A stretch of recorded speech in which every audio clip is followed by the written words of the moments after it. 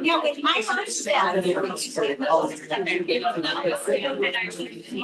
had our meeting out Sunday. And we really kind of just what I need is celebrating. And I was to that house. It was crazy. Crazy.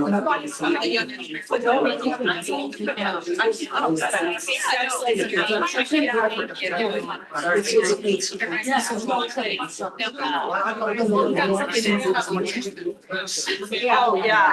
Don't offer. Don't worry, I got you. By any time, rolling outside, not right now. The whole neighborhood of grandma. I live on I-5 down. I live next to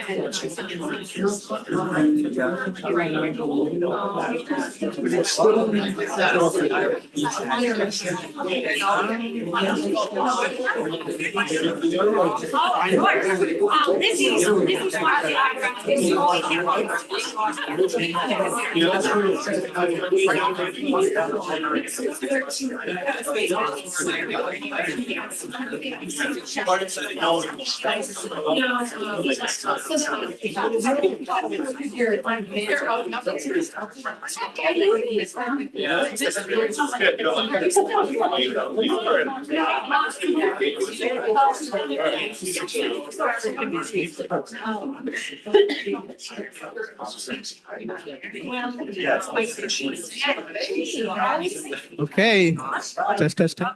Test. Good evening, everybody. Good evening. Thank you for coming out. My name is Matt Cornelis. I'm the town manager here in Reading. I appreciate you coming out on a semi-cold evening to participate in this forum. First, a little bit of housekeeping. If there are any boards that need to be called to order, if they posted for tonight, please do so. Chris Haley from the select board is in the room. I'm not sure if there's select board members on Zoom. If there are, then we can call them to order. I don't know who's on there. Mark Doctor just walked in. Oh, okay. Ask Josh. Josh, do we have any select board members on Zoom? Oh, okay. And any other boards that we may think we need to call to order, just so we're good with the open meeting. I see Mark Doxer's here, so there's two members here. I don't think. Nobody? Okay. Not So seeing if any other other select members board on. pop Zoom. in or come on Zoom, we can call the select board to order. Yeah, right here. Oh, yeah, so I'm Mark. Carlo was on? Carl's on. Okay, Carl's on, so the select board will need to be called to order. I'll call the select board. All right, Okay. I can do a roll call. Do you need to call the roll on that? I can do it. Can you guys hear me? So, Mark Doctor, Here. Karen Herrick. Carlo, Here. He's on the Zoom. Melissa. No, okay. and, Okay, any other boards need to be called to order that we know of right now? Okay, if there are, just let me know and we'll take a pause and call to order. So thank you again for coming tonight. A few other things, Senator Jason Lewis is in the house tonight. So thank you for coming, Senator. We appreciate your support. Also, Rep. Haggerty and Rep. Jones can't be here tonight because they're in session, but I believe there's staff in the room if you want to raise your hand in terms of the legislative staff in the room. Great, not you, Jane. Don't volunteer for anything else. Okay. And I also, there's a lot of town employees here tonight, including our police chief and fire chief. So I wanted to thank everybody for coming out. This has been a topic of discussion in Reading for the past few months, as I think everybody knows. I'm hoping tonight will clarify a few issues. I'd like to welcome the MBTA to Reading. They've sent their full team tonight. They have a PowerPoint presentation that they're going to go through that I'm hoping will answer a lot of your questions, but there is time for questions and answers at the end. I made sure when I talked to the MBTA that we had that portion of the meeting tonight, so I know there'd be a lot of resident questions and questions from the audience, and we can just pass the mic at that point. So I think in the interest of time, I'll turn it over to the MBTA and allow them to do their PowerPoint and then be back with you for questions. So I'm going to turn it over to Sharon first. Good evening. Thank you very much, everyone, for coming. My name is Sharon Cranston, and I am the Director for Rail Modernization Delivery.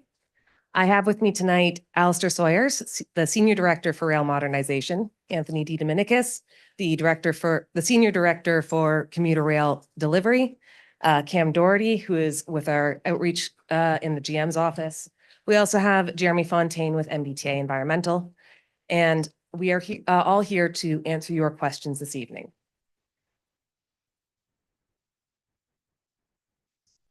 All MBTA activities, including public meetings, which we consider this to be public meeting, are free of discrimination. The MBTA complies with all federal and state civil rights requirements, preventing discrimination on the basis of race, color, national origin, limited English proficiency, and additional protected characteristics. We welcome the diversity from across our entire service area. If you have any questions or concerns, please visit www.mbta.com/Title 6 to reach our Office of Diversity and Civil Rights. Thank you for joining the meeting, and we appreciate your participation. This is a hybrid meeting. So this meeting will be recorded, so it can be shared with people who are unable to join. All participants will be muted upon entry so that only the presenters can be heard. For those of us joining virtually, you can click the closed caption to start viewing closed captioning. In order to do that, click and drag the closed captioning to move its position in the meeting window. And you can also adjust the closed captioning size. You can click the upward arrow next to start video, click the video settings, then accessibility, and move the slider to adjust the caption size for your needs. We'll be using the chat for technical questions. If you're joining virtually, it makes it easier to be able to ask long, complicated questions when sometimes room audio can be difficult. And we always have a project email that you can reach out to if anything is not answered during this meeting. We will also have the raise your hand feature, and we have a moderator who will help you if you have any issues joining in and helping to ask the questions put in the chat feature and when raising your hand.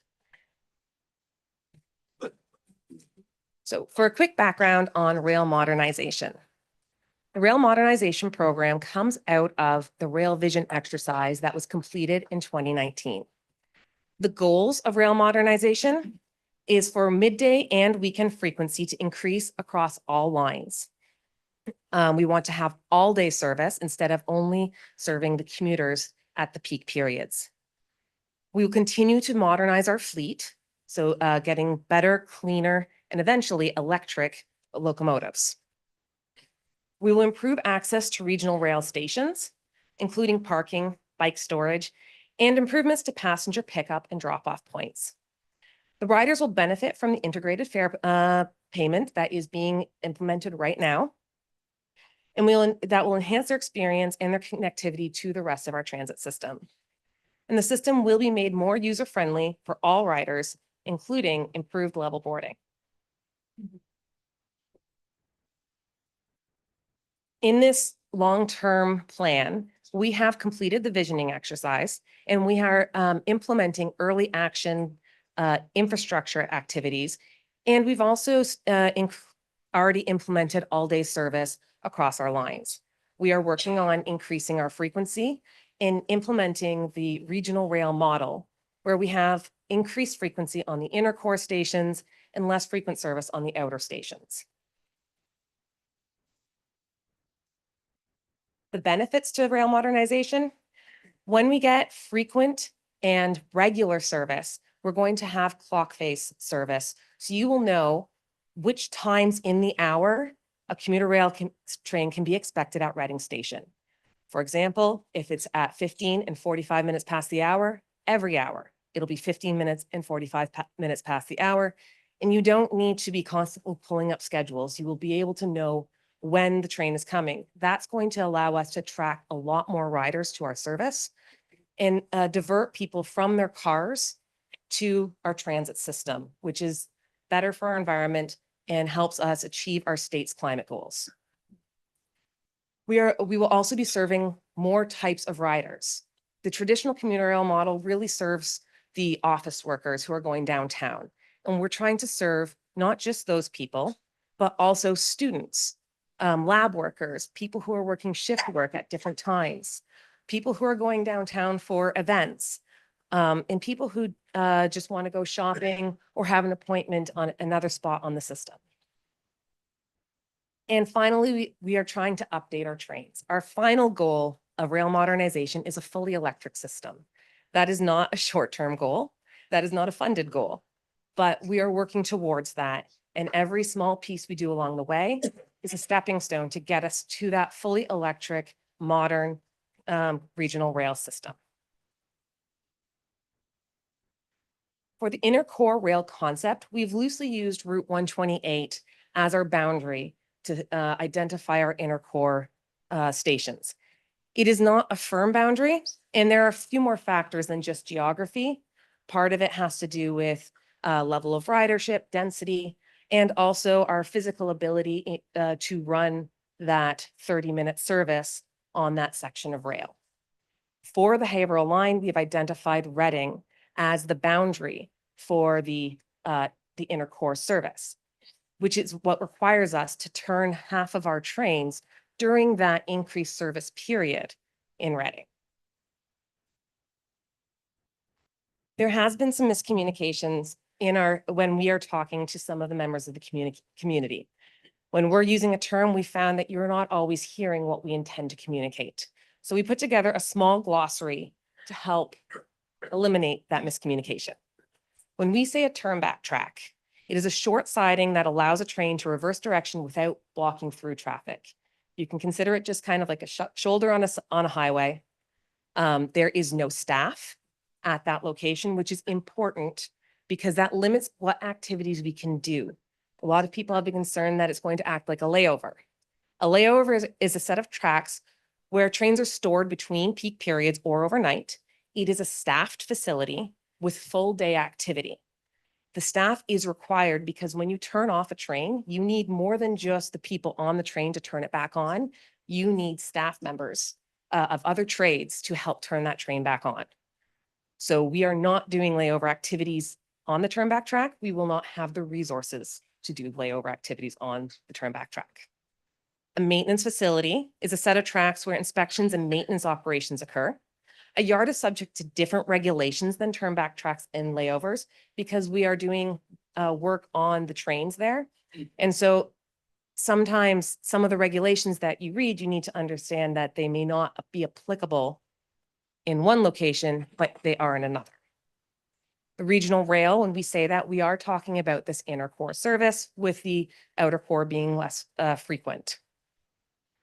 And then unnecessary idling. When the locomotive is running, but not required for other operational activities.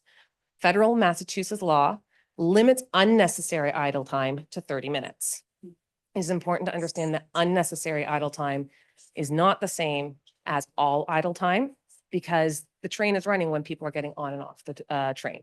So that's necessary.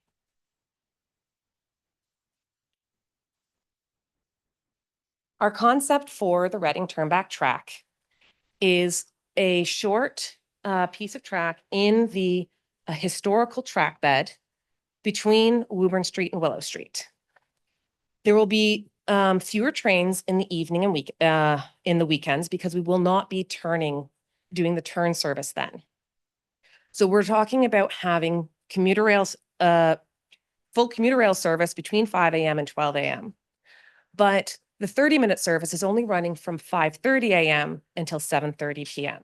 So it won't be in the evenings and it won't be on weekends. It's only on weekdays. There will be no storage overnight. And as I said, it will not be staffed. The turnback track would not be for inner core turn train. Sorry, the turnback track would only be used for inner core turn trains. So that's every other train. It pulls over while the through train goes to Haverhill. Right now, we are projecting a total of 14 turn trains on a weekday. The procedure takes must take less than 30 minutes in order to make the schedule work. We would pull into the station and unload. We'd move to the turnback track. The crew would change ends. That involves a few technical things, including changing where the control is from the locomotive to the control cab. The Haverhill train will pass. The crew does safety inspections, including brake tests, and they move this train back to the station 5 minutes before it's time to board. Your current service is a 45-minute frequency, and you wait at the station when making that same turn, which does happen 8 times per day already. So the increase is only 6 turns per day. There have been some concerns. Oh, sorry. There have been some concerns about the proximity of the turn track to some points of interest in town, and we hear you. We did our best to measure the difference between the current locomotive location and the proposed one. For the Reading Housing Authority, it's approximately the same. It obviously depends on which home you're in. Some will be slightly closer to the new location, some will be slightly closer to the old location. For Parker Middle School and Collins Field, they are both closer to the current station than they are to the proposed locomotive location. There have also been concerns about the environmental justice community in Reading. The current station where we turn the train is within the environmental justice community. We are proposing to have the locomotive in the conservation area, which is outside the environmental justice community. Oh, apparently I didn't finish writing that slide. For the site selection, the line north of Reading Depot was historically double tracked. This second tracks were removed sometime in the 60s by B&M as a cost savings effort.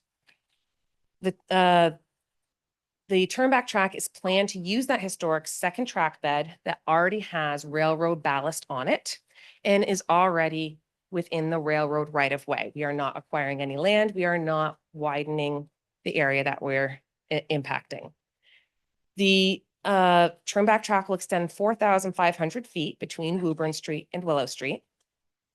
The length is based on train speed, maximum train length, braking curves, sight lines, and track geometry. Braking curves is a mathematical calculation on how a train brakes because it's a steel on steel friction for braking.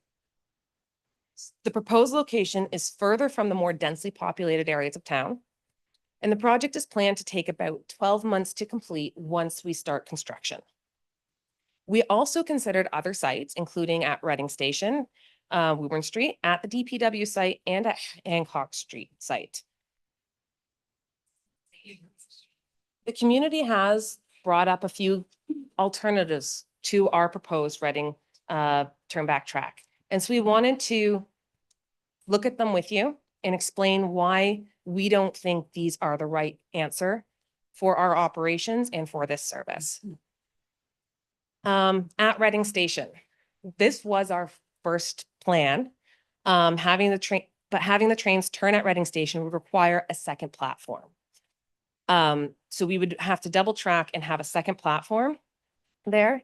And this work would require a full rebuild of Reading Station, which is currently unfunded.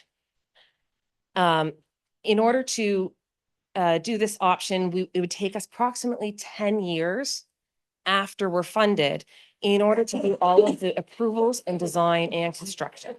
So you would not experience that improved service for 10 years.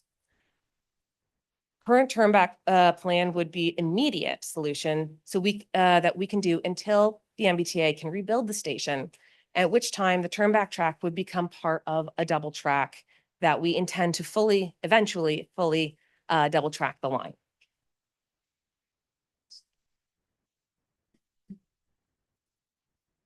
Another suggestion has been near DPW, south of Reading Station. There are 3 tracks there right now. The problem with this location is we can't physically do the turn within the 30-minute window. This would look like moving into the Reading Station to unload your passengers, performing your turn procedure once, going back to the DPW area, performing your turn procedure again, allowing the train to pass, returning to Reading Station, performing your turn procedure a 3rd time before boarding passengers. We can't do that in 30 minutes. So this location does not physically work from an operational standpoint. Another suggestion has been to send the Haverhill trains through the Wildcat branch and terminate service at Reading for the Reading line. It would look like this. This would eliminate North Wilmington as a station. It would also mean that all trains coming to Reading would be turning in Reading and doing the turn procedure and dwelling here until their time to go back. The Wildcat branch is also a single track that Amtrak and freight use. So there are capacity concerns with sending every Haverhill train down this track. Additionally, we also found when we did a ridership count at the station, there is quite a few people who are going northbound from Reading Station. So that movement would be eliminated. You would no longer have that transit connection north of Reading. Another suggestion was near the Wildcat branch. So this is approximately 6 miles away of single tracking. The turn would be located too far from Reading Station for us to be able to get out there, allow the Haverhill train to pass, do the turn procedure and come back. Because you have such a long section of single tracking, so the passing can't occur until you're in that Turnback track. That location also is in a wetlands buffer zone, so there are permitting concerns that have not been investigated. Another suggestion was to move the station south. It sounds like an interesting concept. And when we eventually rebuild Reading Station, I think that this should definitely be considered. Do a full evaluation of where the station should be in town. However, as I previously said, we are not funded to rebuild Reading Station right now. This would potentially take a little bit longer than rebuilding Reading Station in place because there would be land acquisition and there would be environmental permitting concerns that, once again, we have not investigated because this is an unfunded project. So just a few more numbers, because we've been asked a lot of questions about the specific numbers, and we did our best to take all of your concerns and answer them. So the first one was about locomotive idling. Currently, we are turning 8 trains in the station, and we were proposing turning 14 trains in the station. Your current frequency is 45 minutes, and your proposed frequency is 30 minutes. The total turn time, this is based on models. I've been told it's proposed to be at 420 minutes, and the current is at 150. I didn't do the math myself, so I'm relying on other people, and I can't give details on how we got those numbers. Jeremy's going to talk to you about environmental permitting. Hi, everyone. So it's going to go over some of the Wetlands Protection Act, the reason why that we submitted an NOI to the local conservation commission. So that was submitted on 12/11/2024, and that's our Mass DEP number located there. So of the total length of track, the 4,500 feet, a little over 1,000 of that is within buffer zone to bordering vegetated wetland. Butter notifications were sent out to property owners within 100 feet of the project site. The next slide will kind of go over why we decided to send a butter notification for 100 feet. There were some comments that it should be to butters within 1,000 feet, but I'll explain that on the next slide. The project limit is also outside of riverfront area. And just as of yesterday, the team has decided to withdraw the notice of intent from the Conservation Commission. This is just to allow more public engagement and conversation before we go back and reapply, resubmit our NOI to the local Conservation Commission. So the wetland regs in 2012 are submitted. So there was the citation that was mentioned was 310 CMR 10.054A, where in the regulation it cites that abutters need to be notified within 1,000 feet of linear projects greater than 1,000 feet, which we are. There were updates to these notifications, and we did confirm this with Mass DEP and did confirm this with the Conservation Commission chair as well. So in the updated regulations, it does address that for projects that are over 1,000 linear feet, that we just have to notify abutters within 100 feet of the total project length. And we have confirmed that we have done that. And there's a link also to go see this updated PDF PowerPoint for more information. So just wanted to go a little bit over the project scope as just the project and what it takes to build. We did have a site visit with the Conservation Commission and several members of the community, and a lot of questions came up about how we actually will be building this. So we will be placing erosion controls first before any land disturbing activities occur. The top 6 inches of the current ballast will be removed, and that would include any invasive species there as well. That will be removed off-site. New clean material ballast would be brought in. That will be laid. We also have new conduit and signal installation that will be from the existing signal box. That'll help for the train for the new Turnback track that will be installed underground. There also will be proposed currently, this could change when we go and resubmit, but we do have an above ground propane tank. We have this across our system. It's to heat the switches for when the train goes onto the Turnback track during cold weather events. For stockpiling is another question that's been brought up quite a bit. So we don't have any plans to do any stockpiling within resource areas. If there's any possibility of sedimentation from our stockpile material, that would be covered. That will be surrounded by BMPs or erosion controls, and that would be communicated with the Conservation Commission if we need to do that. But majority of the material will be brought in by train and used day of. And finally, there will be a track pan installed where the locomotive sits. So that means that the locomotive, wherever it ends, will be ending at that same location every time. So that's an added protection to the wetlands in the area. Other environmental considerations that we've taken. So as a department at the T, we do have a due diligence document where we do look into all possible state and federal permitting requirements. So at this time, we don't believe that the project exceeds any MIPA thresholds. And that's for, that includes land, wetland, air, or transportation.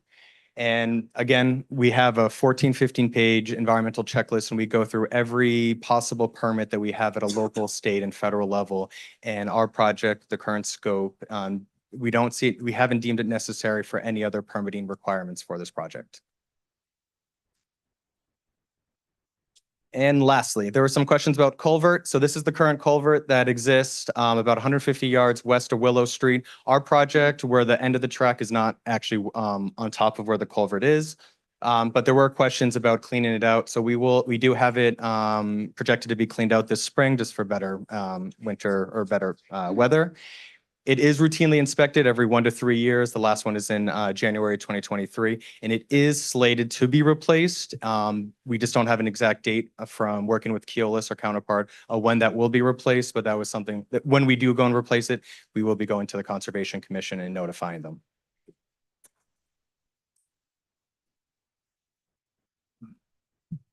So we did go out and count during February how many people got on and off the train, inbound and outbound at Reading Station. This is a snapshot. It's one day, but we did want to be able to talk actual numbers. So we did find that there is still strong peak ridership where you have the majority of your people going into the city in the morning and coming home in the evening. But we also found that there was a surprising number of people getting on to go outbound in the morning. We're not really sure how they're getting home, to be honest, because we don't seem to have the same pattern coming inbound into Reading. But there is fairly strong ridership.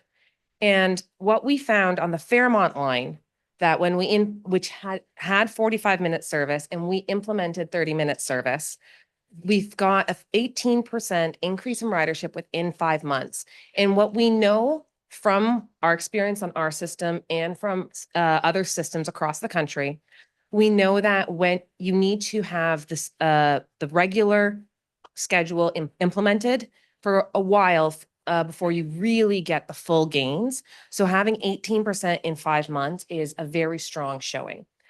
We will continue to count the Fairmont line to get continued data points so we can show that the regional rail model is working. We were also asked about railroad crossings. We work with fire and police departments across our service area for our rail crossings. They are a fact of life when you have a railroad that is not grade separated. Some of our worst ones are at Framingham Station on the Worcester line, which has 3 to 4 MBTA trains per day, or per hour, sorry, plus freight and Amtrak going through. And we work with that community to make sure that it's safe. Typically, a grade crossing time is approximately 45 seconds. And the gate closing times are based on FRA regulations. So we do not have the ability to change those gate closing times. Right now, under current operations, Willow Street closes 26 times per day. And the other grade crossings are 43 times per day. Under our proposed model, this is a conceptual schedule only because our schedules adjust twice a year. We're expecting 24 times per day at Willow Street, so a slight decrease because the express service would be routed down the Lowell line. And then going up to 48 crossings per day at the other crossings. So we're only expecting about a 5 crossing increase per day.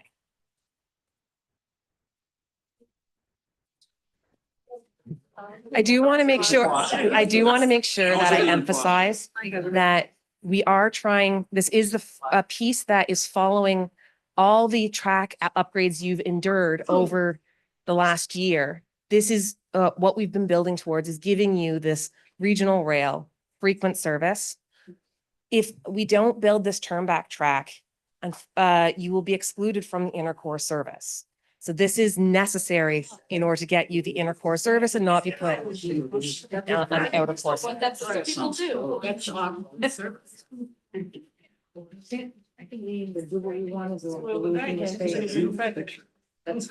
Okay, so we do have an email address that we monitor and will answer any questions that don't get answered this evening. We're about to open the floor for questions.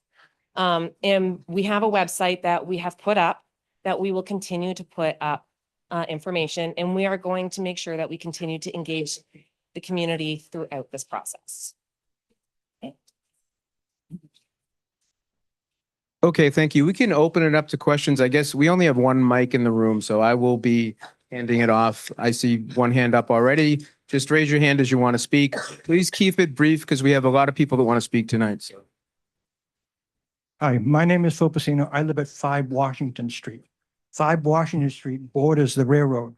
I don't see anywhere in the plan that the property that I live on, which is a condominium association of 40 people, has been addressed with this Turnback. I understand the Turnback may be very close to our property. We are going toward the Woburn Street. We are, if you go to Collins Street going forward, you'll see our property. You also will see that there are three or four houses that are also on that end of Washington Street. I don't believe that has ever been addressed in any of the plans as to what's going to happen on that property.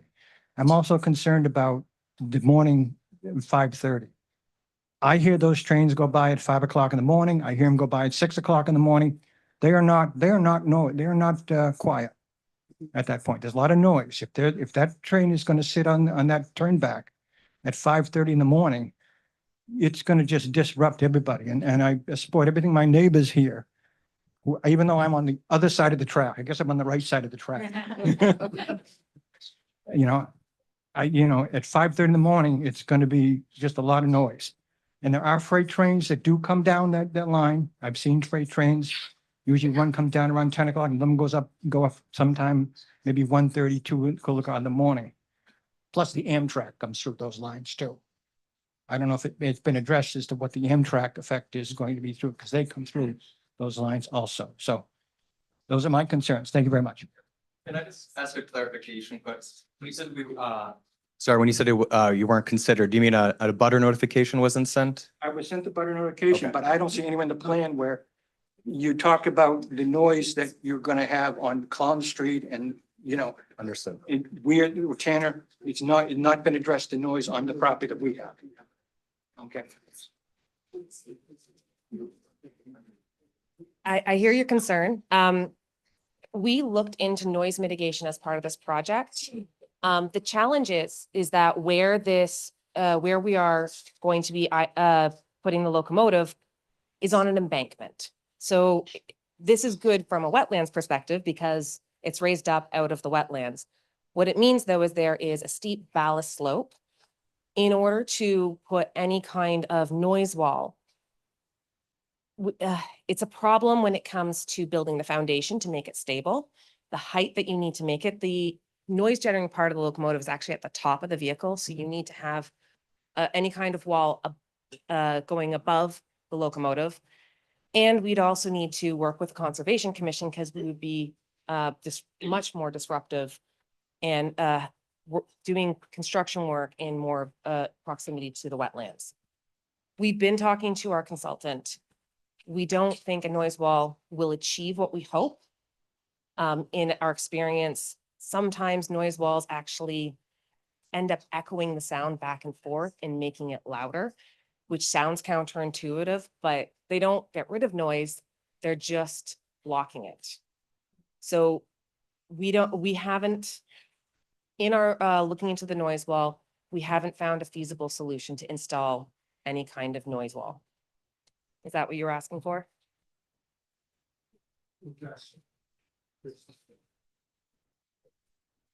I have two questions on the gate numbers. They are 50% off. When the train comes into Reading and stops in Reading, the Woburn Street gate also goes down. Doesn't stay up just because it doesn't go through to Haverhill. In addition, when you're increasing that amount of trains going on the turn back, every time it goes back and forth, you have to increase it. I counted them up, it was close to 90, not 48. The second thing I'd like to address is the environmental justice area. You said the train already is in that area. These ladies live at Tannerville. Their apartments are right on the tracks. Every time the train goes back and forth, that disrupts the environmental justice. And they were never considered in this. All I have to say. You didn't get a letter? No. They never even got a letter. It might have went to the office. It might have went to the office, but we never got it. So for economic justice, EJ communities, that's something that MEPA, Massachusetts Environmental Policy Act, falls under. And again, for the proposed project, the project is compliant to all state and federal regulations. And we do have I can confirm all butter notifications that were sent out. I know for some of the larger buildings that are multiple residents, they're sent usually like to whoever the owner is, and it's their job to either post it or distribute to the residents. Ready housing, yeah. So that I can confirm that was sent to the Reading Housing, and it's something that needs to be posted. Can you tell me about the air quality? Yeah. Yeah, so it's kind of the same statement for anything for emissions. We are compliant to all state and federal emissions. And that's Fine, Clean Water fine. Act, that's EPA, that's our local idling. We are compliant to those. I understand you're compliant, but how far does that go? Sorry? Oh, we're sitting out on our porch during the afternoon of the summer. How bad is that gonna be for us? Uh, The pollution, someone has to do the test, see how we're gonna live. We all have lung conditions and stuff like that. So how is that gonna work?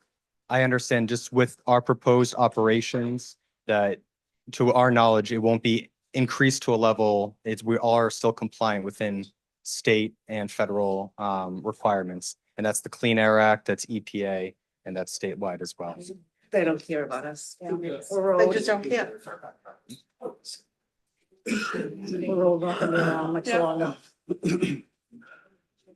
Oh, would you have your mother sitting out in that air quality? Good question. Yeah, that's a good question. Can get an answer. No question. Before the next question, could you just answer, she asked about the amount of crossings, and we didn't get an answer on that, so why is the number So off. off by? We can do our best to verify that. I based it on the schedule. I did include Woburn crossings. That's why it was the same number as the one south. But we can go and do a more detailed count because you got a different number, then clearly there is a disconnect. My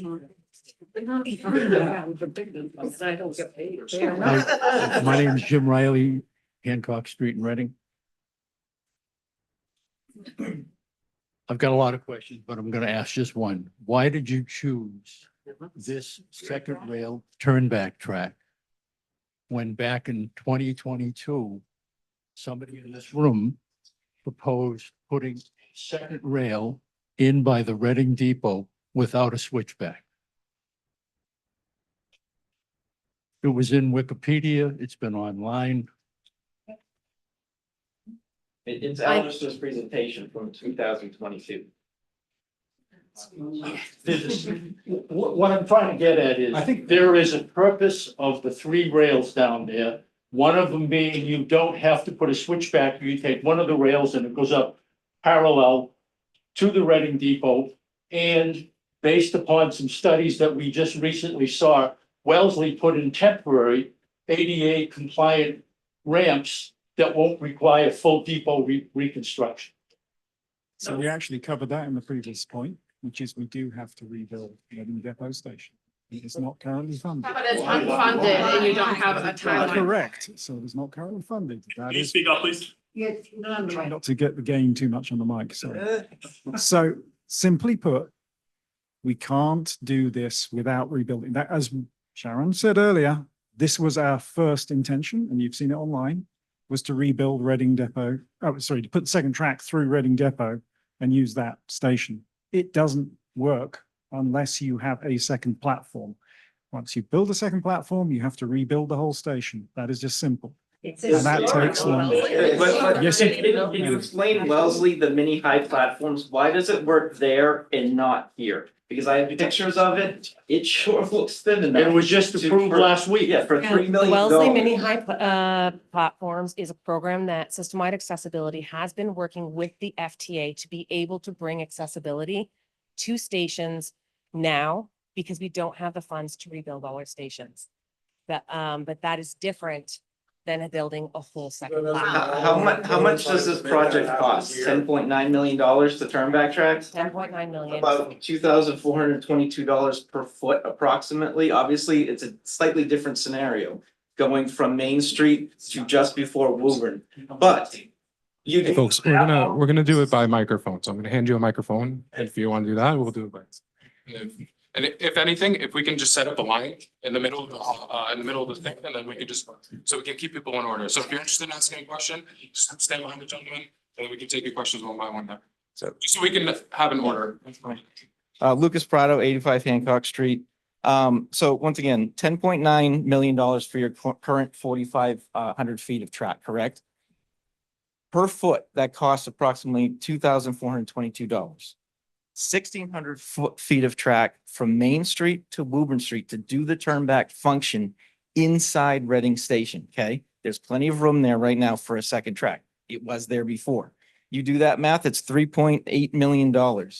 The AI estimated, I have no idea how much it costs to go across Washington Street for a second track. AI said about $250,000. Have no idea if that's true or not. The estimated cost of the turnback track between Main Street and Woburn, $4.1 million. Estimated cost difference at this point, $6.7 million. Wellesley, too many high platforms, $3 million. You have $3.7 million left over. We're not talking about a mini high. But why not? We are talking about a second track and a full platform and a full station rebuild. No. That is what is legally required for us to put a second track through Reading Station. But why does Wellesley? That's not a rebuild of the state. I'm happy to.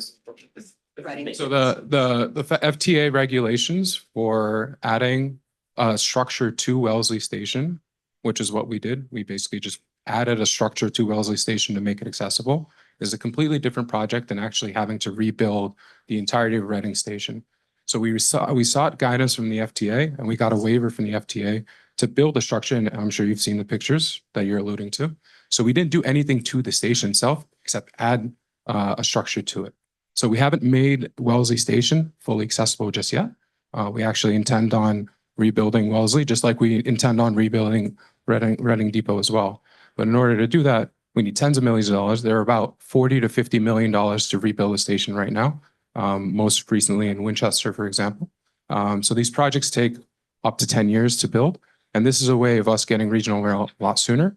And is also building, the Turnback track is eventually also going to be double tracked as well. So that we're building that track, whether it's tomorrow, whether it's a year from now, whether it's 5 years or 10 years from now. It's cheaper to build today as it is as a turnback track, and then eventually be usurped as part of a double track. So we are going to build it. It is cheaper to build today than it is to build five years from now. So that's For the double track. It's happening, I mean, for sure. the double tracking is going to be, so double tracking the Haverhill line is something that we intend on doing. Oh, okay. Yeah. Will that eliminate the turn? So I'm gonna continue on with the, I was just holding space for the Yes. Thank you. The problem is at the crossing, stopping at the, the Reading Depot and that crossing right there. You sit there for a while and traffic builds up. And this is coming from Boston into Reading and so forth. Then, for the Haverhill line, you have to wait as well too. Many times I'm there, the crossing goes down and it takes forever. I'm waiting and we notice cars backing up and now it's just going to get worse. And it's a waste of time too. And cars are just causing more traffic. It's not clear. It's better if they had it in a different system.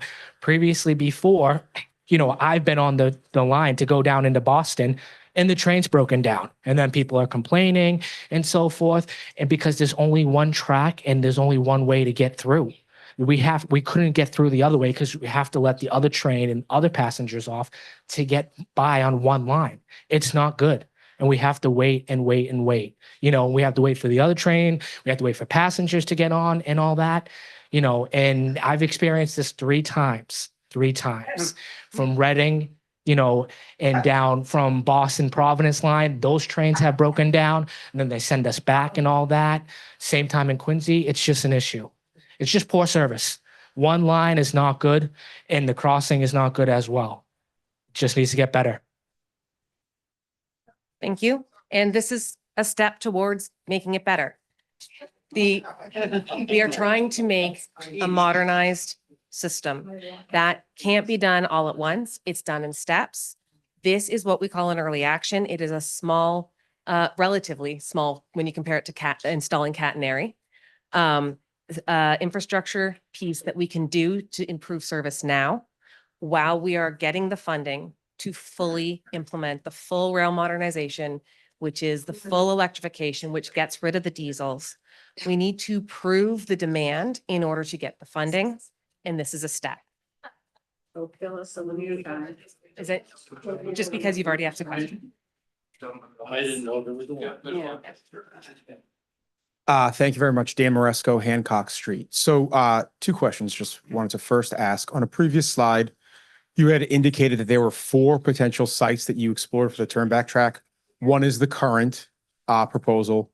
One is the station, which you spoke about, it not working. One was south of the station, which you discussed why it wouldn't work. And one was Hancock Street, which you didn't discuss. Could you talk about what the potential would be for the turnback track at Hancock Street? No, but that information came from Alistair, so that's why it just.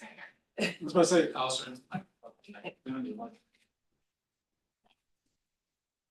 So it's a slightly closer location. So Hancock Street is on the right there. You know full well where it is. And our view, once we started talking to the train engineers about the sight lines, and that's the main driver behind that location right there. It's to do with the sight lines. Otherwise, it would be slightly closer to the station, but that's the only difference. The Hancock version. We were asked to demonstrate that we had thoroughly thought out, and you have to have a lot of ideas that you throw out before you come up with the one that you fully design. And so that was one that we considered briefly and disregarded because we found that it was less preferable to the site that we have brought to you. Thank you. And so it sounds like that was an almost, but not quite. And so my concern, and here's my second question. You've pulled back, you've rescinded your notice of intent to engage the community further. You plan to reapply your notice of intent with the Conservation Commission eventually. What if the Conservation Commission says no? What's your plan B? Because my concern is that right now, that train proposed location sitting next to the conservation land is not in Hancock Street's backyard. It's close, but it's not directly behind our houses. Is there the potential that your plan B, if the conservation land site gets turned down, you would just move the train and the turnback track closer and put it in our backyards on Hancock Street and Vine Street? So is that a potential? And if not, what is the plan B if the Conservation Commission says no? Thank you.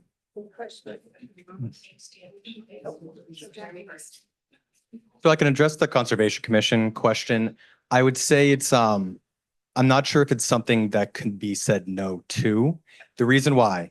The explanation too is the impact that we are doing is within buffer zone, which is not, doesn't have performance standards underneath the Wetlands Protection Act. So there will be conditions that the Conservation Commission can issue us as part of this project. But if we're meeting all the performance standards under the Wetlands Protection Act for the proposed work, it would be open communication we would have the Conservation Commission. So I mean, it could be the conversation could be had to what else we can do within the project. I'm just not exactly sure on exactly by saying no, that kind of route it would go. There would have to be an argument against the Wetlands Protection Act for what we are proposing, so I can say. But it is when we've had conversations, we've had continuances. So they have brought up additional questions to us that we've had to go back and research and look more into. But yeah. So We have no choice. let me just say.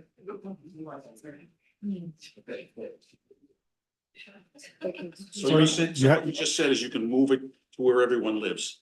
No. No. No. So Hancock Street is not a preferred option. We've already Not where I discounted live. them. Not where I live. Same, we've discounted that. We've discounted, as we discussed, Reading Station for the short term. For the long term, that is something different. How long is the short term? What does short term versus long term mean? So long term means when we have the funding, as we discussed earlier, for How long does upgrading the how long station. is it? And that is the key point. What's How many years? Talk to your legislators. If your legislators come up with the money, You just said 10 years for it's station. minimum 10 years construction, correct? Yes. We're just talking mini splits, do the high-low. We have a temporary platform already. That's become permanent for a while. Correct. Excuse me. Hi, Linda Russo, also Hancock Street. I've given a lot of thought to all of this, and to only have 1 or 2 questions is hard. But I'd like to know, when did the good of a few people become more important than the better good for a lot of people.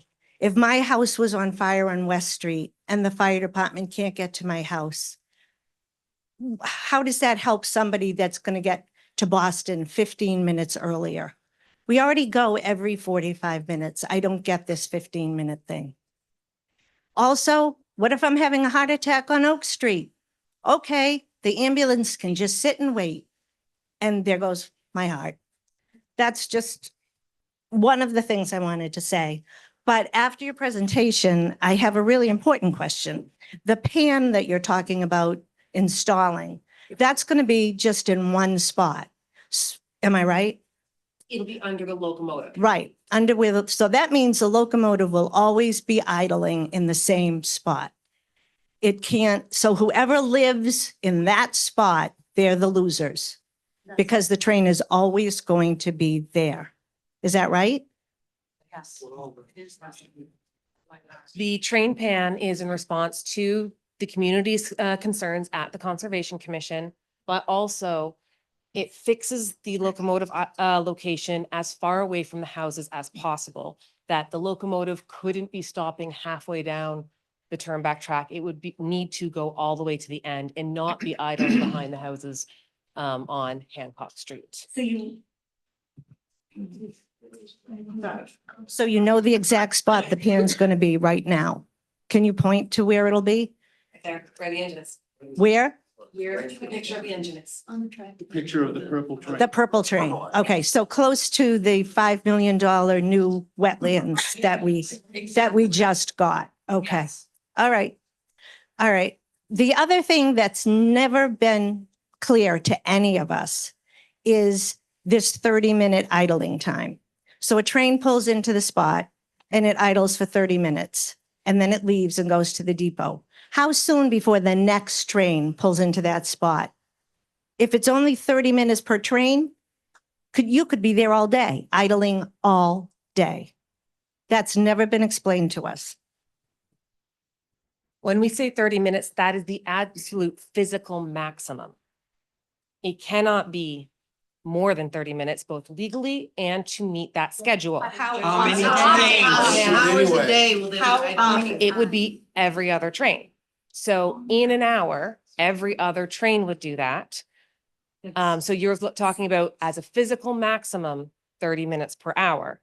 But that's not a promise that it will be 30 minutes per hour. We are looking at the worst case scenario, because if we come and tell you that we expect it's only 15 minutes an hour, and then in fact it's 20, we would have been disingenuous with you. So we are going with the physical maximum when we say 30 minutes.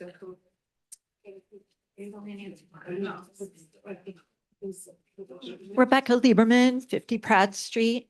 I am a train commuter, and the idea of 30-minute service is really important to me and to people who work there. Also in my role as a member of the Community Advisory Committee for Net Zero, because we're not going to get there unless we have more train service. But that said, can you offer us any kind of mitigation? Because a lot of people's concerns that they're raising relate to noise and pollution. These are really stinky engines. Could we get a fast track on some electrified engines, at least for the every other trains, the ones that are going to be in the Turnback? And also, and just one second question is, wouldn't this new proposal make the crossing situation better? Because right now, some of the trains, if they stop just short, then they kind of tie up both crossings, I've noticed. Thank you.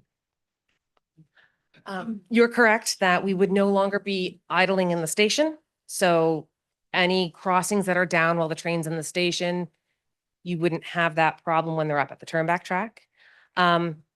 We have been working towards renewable fuels, renewable diesel, sorry, specifically. And we've got it on order. We've already bought some, and we are piloting it in order to bring down our emissions. This is a voluntary program that the MBTA has been researching for a while. The reason why it hasn't been made widely known is because while we were piloting it, we didn't want to make a promise that we may not be able to deliver on. So the pilot program is coming to an end. We've been sourcing the fuel and it will be used soon. Same timeline as this track. Same timeline as this track. For the electrification, on the north side, the Newbury Rockport line and Haverhill line have been targeted for the trial tracks for the BEMU, the battery electric multiple unit implementation. So Alistair, did you want to talk to that one a little more? I think we discussed it at the last meeting, but the issue is funding, as you all know.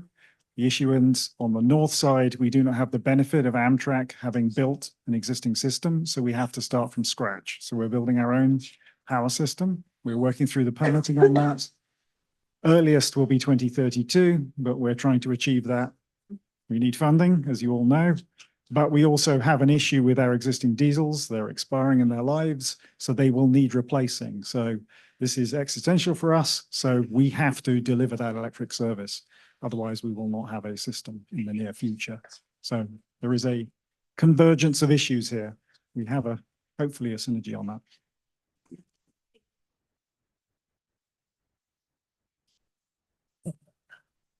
Mark Agamy, Lee Street.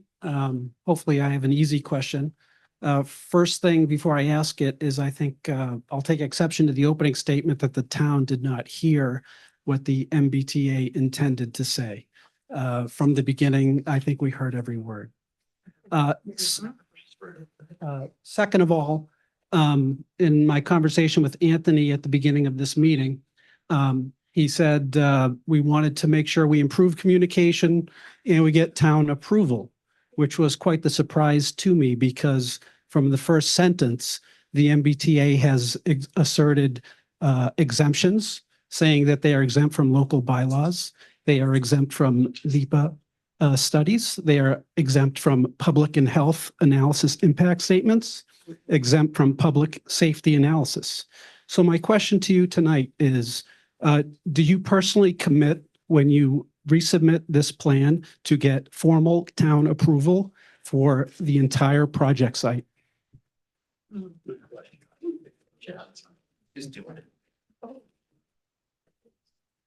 So I just wanted to thank you for your question. Just clarify for the MIPA and for so town bylaws, the MBTA is exempt, but for MIPA, my statement earlier was we did not exceed the thresholds for MIPA. We are not exempt from MIPA for what we have proposed. So if we had an exceedance of one of their thresholds, then we would have gone through the MIPA process. Just want to clarify for that. And in the Board of Health, the environmental impact statement, I think it was the EIS they have, they asked for, that falls under our understanding. They got that from falling under MIPA. And that's why we haven't gone that road, is because our thresholds, we didn't exceed that for the MIPA thresholds for that reason. And for the permitting process, our current understanding is we only triggered the Conservation Commission because we were in the buffer zone to bordering vegetated wetlands. So that was the permitting process that the only permitting process that we had to do for the proposed project. One quick follow-up, please. Yes. You said just a moment ago that the decision of the Conservation Committee did not matter. So what is your purpose of going through a permitting process if the approval does not matter? No, I didn't say it didn't matter. The question was, could they say no? If we have met all the standards, the performance standards in our project, it would just be something that'd be difficult to have a no to, but we would talk through the Conservation Commission. We have guidelines through the Wetlands Protection Act to meet performance standards when you have impacts to resource areas. And in this term, it's just buffer zone, and buffer zones don't have standard performance standards under the Wetland Protection Act. Thank you. I told you, Anthony. Sorry, sir.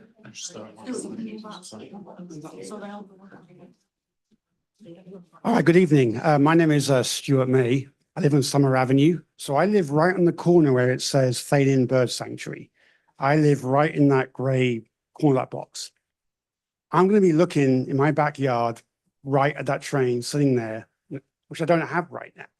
When I bought my house 25 years ago with my wife, it wasn't an issue. We researched it and the train stops at Reading, goes back in again.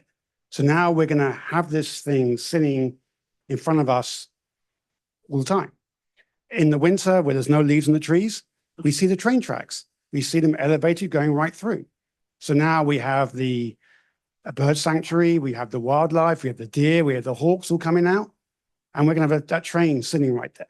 So personally, I think I'm very much against this because it doesn't make, for me personally, impacts our house prices, our house value, our whole experience of being outside. So I don't want it there personally for those reasons. Secondly, the numbers you present make no sense. I work at a big software company. We have 4 buildings where I work in Burlington. We've shut down 3 of them because people aren't coming to the office anymore. They are working remote. So we have 1 building open now and the other 3 are shut down. Within those rules, we now go to the office 3 days a week. We don't go to the offices on Mondays and Fridays. So people aren't going to their places of work as much as they used to. So I think your numbers are not going to go up because the numbers are low now. People have spoken already in this community that the trains are empty at the commuter times. As a guy, my neighbor works in Cambridge. He comes back on the train in the evening. They close down some of the carriages on that train because there's not enough conductors to have them all open on the current train. And I go back to pre-COVID, there were more trains going in those rush hours. And then COVID came and obviously everything changed. So I just don't, the demand just isn't there for the impact that you're going to put on us. And I just don't want it in my backyard. I mean, It's in our yard. So I don't Right want it. there. So anyway. When it's idle there and we're in our backyard in our pool, sniffing in all that lovely fumes. Yes. And the sounds. So yes, I can't address the noise and I can't address the fact that it is in your backyard. That is the issue. There is a rail line there and I'm apologize for that. It's There's sitting there. It's going to sit there. Correct? Yep. Okay, now they just go by. There's a train line, not I don't a rail care. That's yard. my yard. So we can address that issue. Second issue is the demand. So I have colleagues in California and Caltrain, same issue, software companies. They have had up until the point they electrified a very limited service. They had something like a 30% recovery from pre-COVID. They're now at about 60%. They've changed to all-day service, just like we have, and they've changed to electrified service, which we want to do. So there is proof out in the US. There is also proof in our own numbers where we moved from peak-only service to all-day service. We have one of the highest returns compared to the others as well. So we have medical workers, we have students, we have reverse commuters, we have people going around the network. Those numbers are just a snapshot. We have the same numbers across our system. So I appreciate, yes, Mondays and Fridays, you may go there, but the aggregate over the week and the weekend service we've increased have all resulted in more riders. Frequency drives ridership. It happens everywhere. It happens in the UK, it happens in Europe, happens in California, happens here. We've all seen it. So that is definitely a true point. But the impacts to you cannot be denied. So I can't apologize more for that.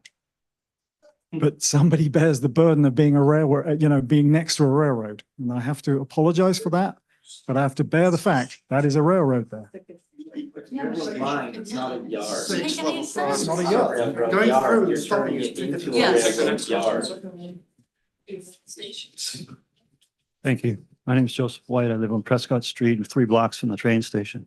Currently, there are 8 or 9 trains that originate in Reading going back to Boston. They're spaced 45 minutes apart, as you said. Initially, I had a similar opinion about the parking track south of Main Street and thought maybe that would be the solution. But as I understand, that's not possible. And I've worked through the numbers too, and it's just not possible.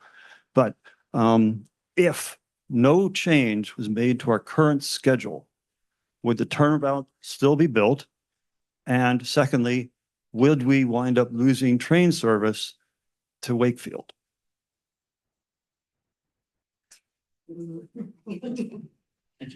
Not that Wakefield's bad, it's just that would we lose service? So the issue is if we do put a Turnback somewhere else, it will be hourly service. So it'll be Haverhill service coming down, and that will be the only service serving Reading. That is the issue. And that was, as you discussed before, and as we discussed, that is why we discarded the 3-track option, because the 3-track option would work but then only Wakefield would be getting 30-minute service and Reading would be getting hourly for that pattern. Understood.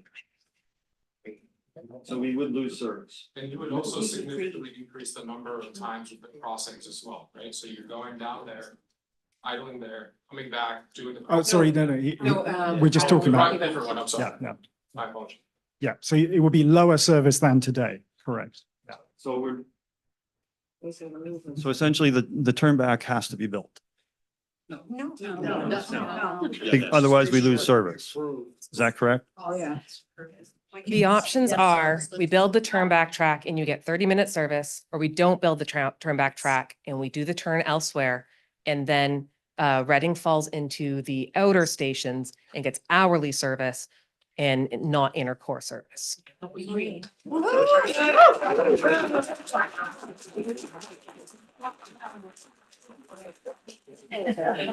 we can use our actually bring. Thank you. Vanessa Alvarado, I live on this map. I'm right near the depot. First, I'd like to thank everyone from the MBTA for being here and taking the time. I know this isn't required of you, but please know that it's appreciated. The purple is also a nice touch, by the way. So I'm in an interesting position because I both live in this area and I commute. So the idea of more trains is fantastic. That said, the pollution factor is a big issue for me. So do you mind if we go to the slide where we talked about the idle times? Okay,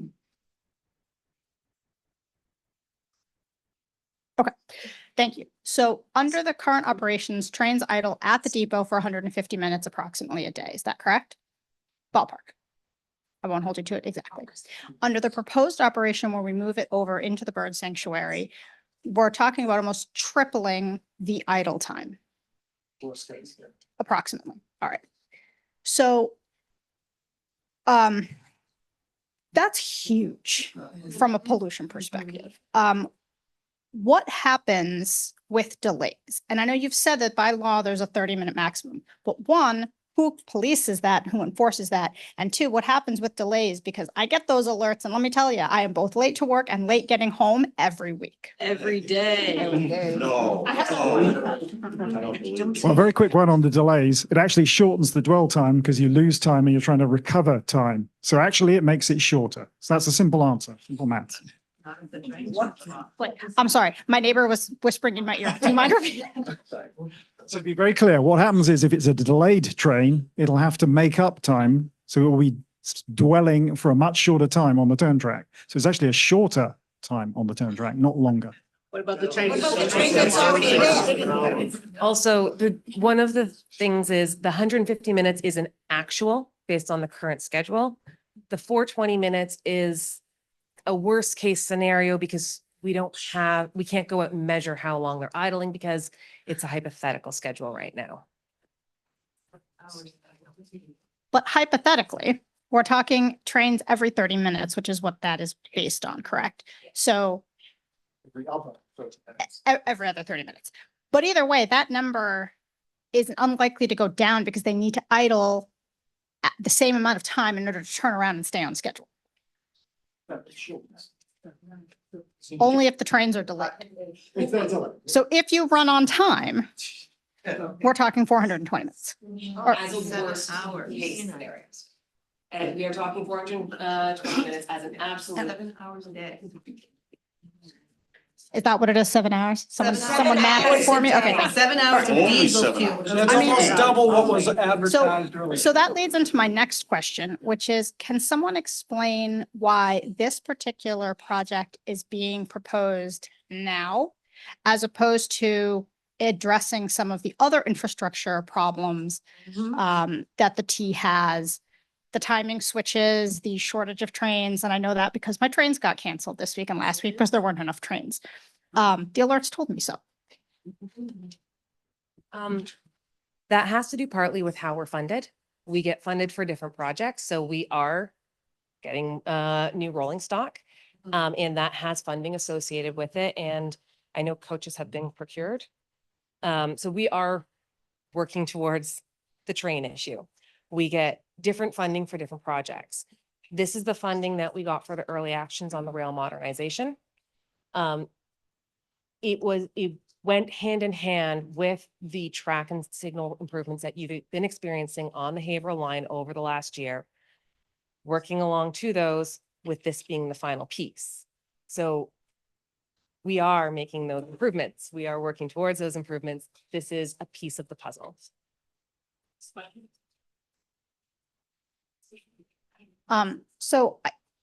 You guys have kind of put me in a tough spot because I want the more frequent trains, but that pollution is terrifying to me. I live here. My kid goes to school at Parker. He does soccer there, along with a ton of other kids in the community. So I can understand and appreciate the desire for more trains. You live near a train station, you deal with the train blockages from when those arms go down.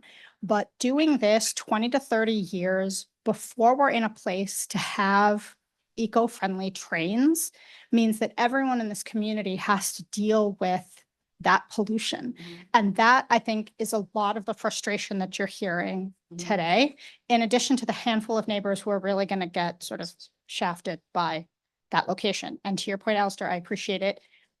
Someone does bear the burden. We bought houses near trains, but that pollution factor is just brutal. And it's a really hard sell for me. Thank you.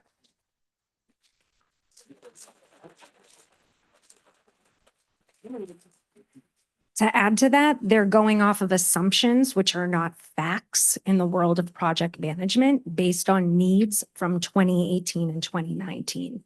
So this is something also, is this essential that we need this in our town? Is this essential federal government need? Is this just a want that you all have because you got the funding and now you need to try and follow through with it? The day of the week that you took the numbers of how many people are getting on and off the train, what day of the week was that?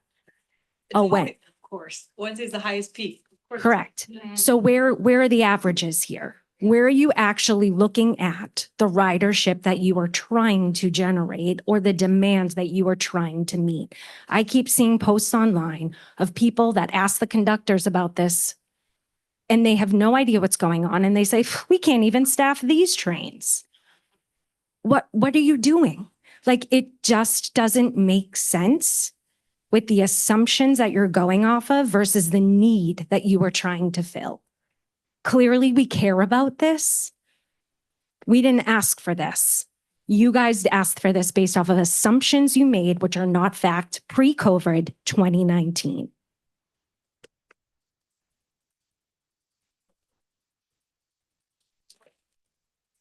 So just to address that, these are not based on 2019 numbers. These are based on numbers from now. You're And basing that it is- on a need from 2019. It is not based on a need from 2019. It's based on a plan that was put in place in 2019 that then, as we asserted and put in place during COVID, which actually helped us come back from COVID, which is part of the reason why we have more ridership during the day. And that increased all-day service is actually what brought us back faster than other sister systems around the US that were only doing peak ridership. So that is as much as we can get. Nothing is certain in this. Yes, it is based on forecasts. You may not believe me. You may not agree. That is your appointment. Without actually implementing it, I can't give you the data. Are you ready to? Can I? It's an assumption. 7 hours. I'm afraid to breathe. all I can show you is all the other places where this has had an impact, including places in the Boston area. So I'm not saying trust me. I'm just saying there are these other places. Without actually doing it, you don't have hard data. And I can't give that to you, but I can give you all the reasons why this has worked other places, including in the Boston area. And I'm not going to make representations. I can guarantee it. I'm not going to lie to you. I'm just going to tell you all the places I've been, it has happened. It has worked. And that includes post-COVID. So I understand it impacts you more than given where you locate. That's all I can say, I'm afraid. Christine Ford, regarding the ridership numbers with MBTA communities being implemented in all communities along the line, I'm assuming ridership will only go up because of that. here in Reading will be building about 1,500 new units. And they will be within reasonable distance of the train station. That's at least, I'm thinking 3,000 or so people, and that's just in Reading. And then there's other communities north of us. So, excuse me. So I see ridership increasing with that, and also with regard to commuters going into Boston, more and more companies are calling people into the work full-time or more days during the week. It's happening at my company. I'm seeing it with others. As a family that has commuters in it, my husband commutes to Boston, having something every half an hour would be a godsend. It really would. And I'm a former commuter, and I also would have appreciated it when I did commute, and I wish I could take the train now. Traffic is getting worse. We have horrendous traffic in Boston. It's not getting better. I sit in it every day, and it's unfortunate. So I am in support of this. Thank you.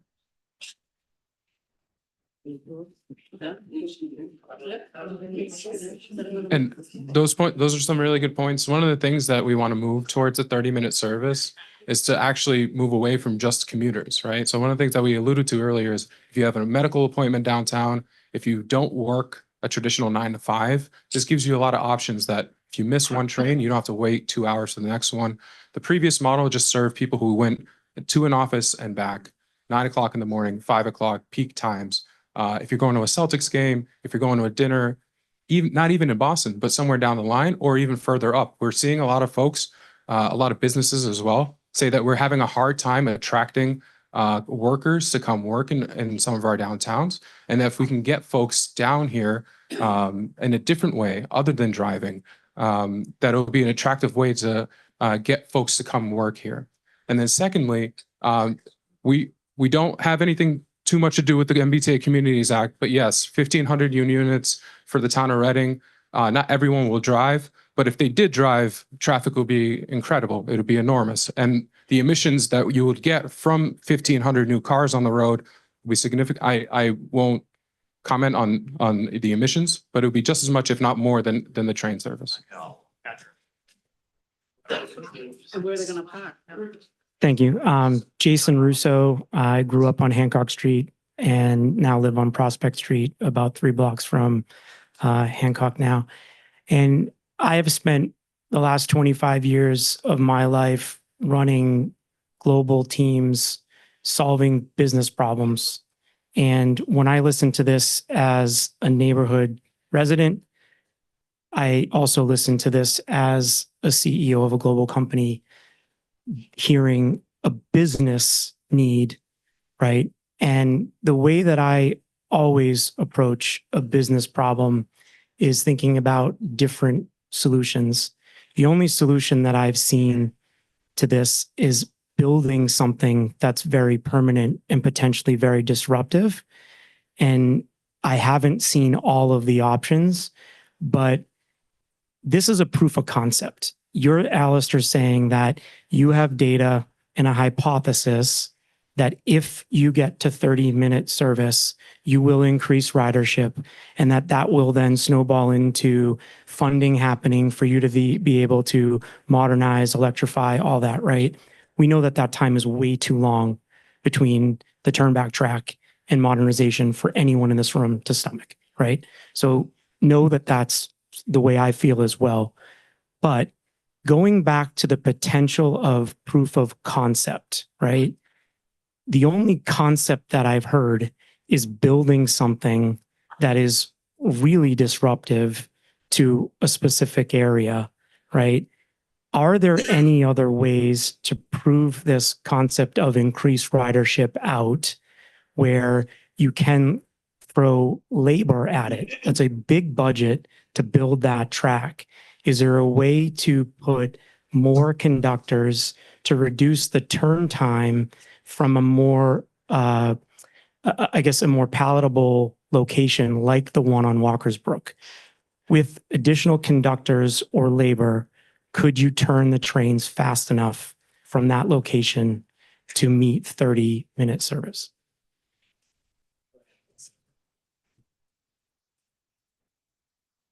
To my knowledge, no. There might be a way to make it very short-term work for 1 or 2 trains, but it would not work for an all-day service. So we've already tried modeling this. Clearly, we understood the impact of this. We also understand the cost of this to people as well as in money. So we were looking for the quickest, fastest, and the first one we looked at was looking at the triple track section. Second one we looked at was the station, as we discussed. Those two will take a fair amount of time to implement.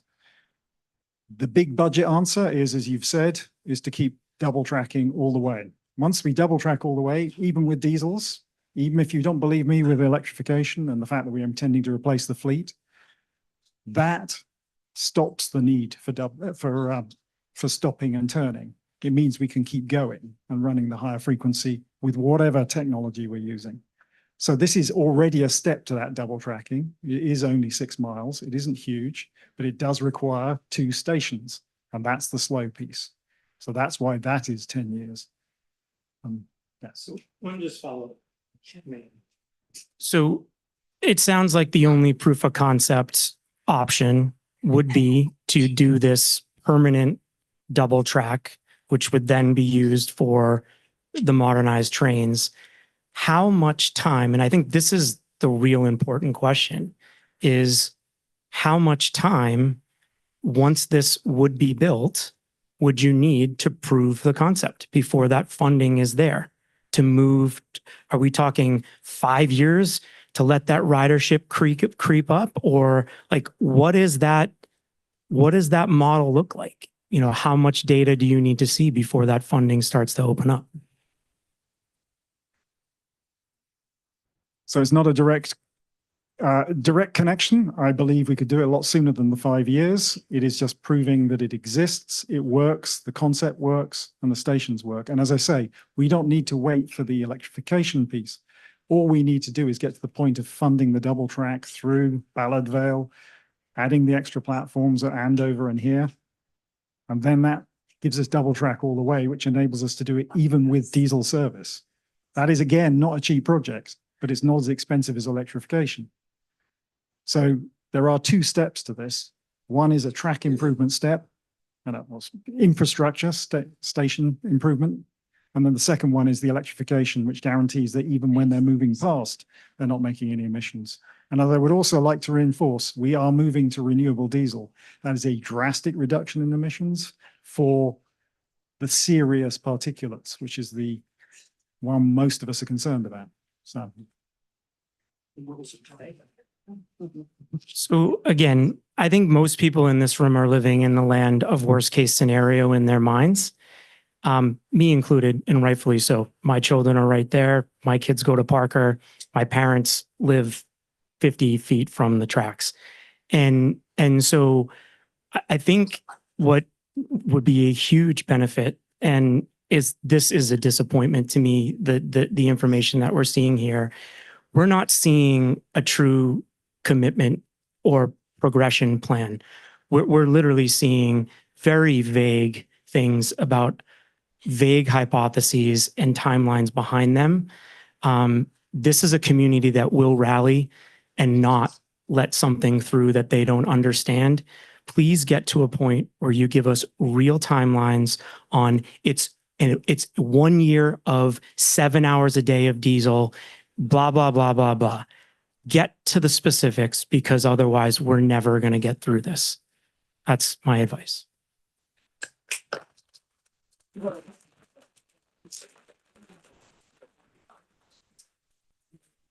I have a couple questions for you. One, do you have funding in hand to start the project? Yes. And it's already allocated, you know exactly what you're going to do. When are you planning to file the next notice of intent? I think that is as a project team, after having all these public meetings, I think that's something that I don't have an exact date to give you. I think this is why we're Can you having give more me a time frame? We withdrew it because we thought it was disingenuous for us to continue continuing it while we were still having these communications. That, so as a show of openness to this communication, that's why we withdrew the notice of intent. Not because there was anything wrong with it technically, but simply to show that we are listening to you. That we're not just steamrolling ahead. So we withdrew it as a show of good faith. Because we withdrew it, in order to listen to you, if we already had a date to resubmit, it would mean that we're not listening to you. Do you have a ballpark? We could refile it tomorrow, but we're listening to you. And I appreciate they're here and I appreciate that you are listening, like you say you are. But can we expect to hear something after this meeting in 6 months? Will it be 2 weeks? Will it be a year from now? Any kind of time frame. You guys are talking in. So you're looking for scale. I'm looking for scale. You guys are So talking we're talking short term, weeks to long months. term, So, right? week to a month. I can, for my team environmental side, we can submit whenever we're given the green light from the project team. So it's really up to this Months, process. plural. Tomorrow's the answer. Yeah, so months, plural. Tomorrow was not the answer, because if tomorrow was the answer, we wouldn't have withdrawn it. So folks, just for the interest of time, I'm gonna ask if For you the don't have, interest of the if you, community, no, but then if you you have, can we'll just- continue. Yeah, if you don't have a mic, right? Just folks, if you're in the crowd, if you don't have a mic, please just respect the person who has a mic. And then we can get through all the questions and then we can continue. the I'm more conversation. than happy to have my community members support me if they have a question and they. I appreciate it. It's just, there's just. One of the alternatives that had been discussed was actually moving it farther down past the bird sanctuary and closer towards 93. Was that, Proposed by the community. and was that looked at all? Yes. I can go back to that slide if that would help. This one here. The whole section of track there. No, so. Oh, do you mean the this is first the 93 DPW one? Intersection. Yes. No. After Austin Prep, but before all the way up to the Wildcats. There was another area that the community recommended that has not been reviewed. This was the one that I understood because I did not see a site in between the materials I received from the community discussed up at the Wildcat Branch. We can send you the information on the applicant or Luke, who is. But it would have the same Absolutely. limitation as. It's not as nearly as far up as this one. So there's a potential alternative that you haven't potentially explored yet. It's just north of Wall Street. Right here. I think that's what you're referring to? Yeah. Is that right? Yeah, so here, not all the way up there. Mm-hmm. Causeway Road in the 93 interchange in Reading is where they're speaking. Okay, that's not one that I saw in the materials I received, so I can take a look. And my final question for you is, we can continue to talk about increased ridership and having more people get onto the train and taking it from Reading to go into Boston. How are all of those people, these riders, how are they getting to Reading Station? Are they driving? And if they are, then where are they parking? Because there is a very finite amount of parking spaces in the Reading Depot area. So if we are encouraging people to come into the Reading Depot to get into Boston, they need a way to get here. And where are they going to physically park when they do get Ideally, we will be drawing from within your existing community. But we already know that the people that are using the infrastructure is already here. Yes, the infrastructure is here, but when we increase service with the existing community, in our experience on the Fairmont line, which is in the Boston region, we found increased demand as we increase service. Additionally, it's been noted that there is going to be increased development in the station area. Presumably, someone moving into those units who want to use the station would not need to drive. So there is sources of additional ridership that does not require additional cars. Additional cars may happen. That is a community issue that will need to be addressed, and we will partner with you as much as we can to help address. A lot of it comes from how the town enforces your parking and sets your parking rules. We can't set the parking restrictions on your local streets. But we can do whatever the town asks to try to support and work with you for what we can to help facilitate diverting people from their cars to micromobility, to pedestrian by making facilities at the station to support those.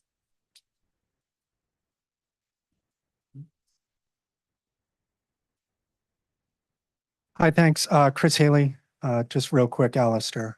People are fleeing Massachusetts in droves, so I'm not sure where it factors into this equation.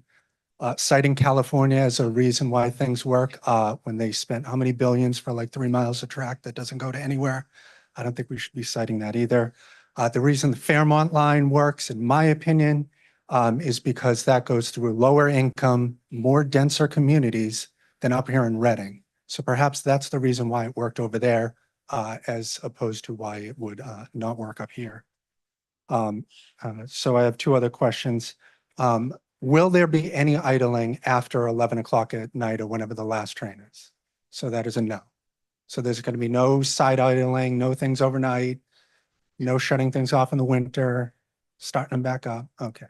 And then if you can go back to the slide with the amount of people that you cited on that Wednesday thing.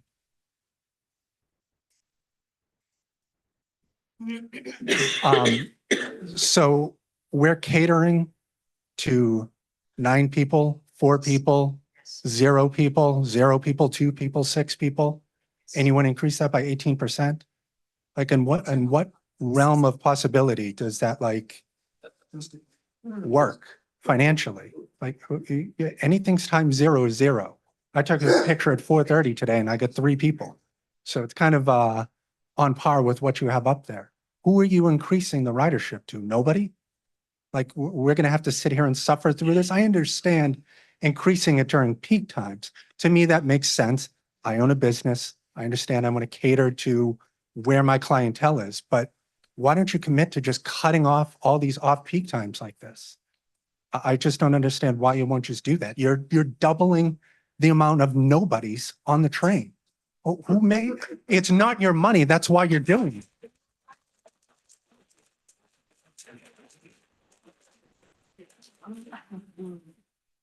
In order to run a train inbound that's full, that train needs to turn around to get back out to the end of the line to pick up more people. So sometimes when we have fairly directional ridership, you end up running the train the other way with much lower ridership in order to pick up the people and bring them the other direction. It is a fact of trains. That happens with all transit when it's for periods when it's directional. So you may have observed only a few people waiting on a platform, but how many people got off that train?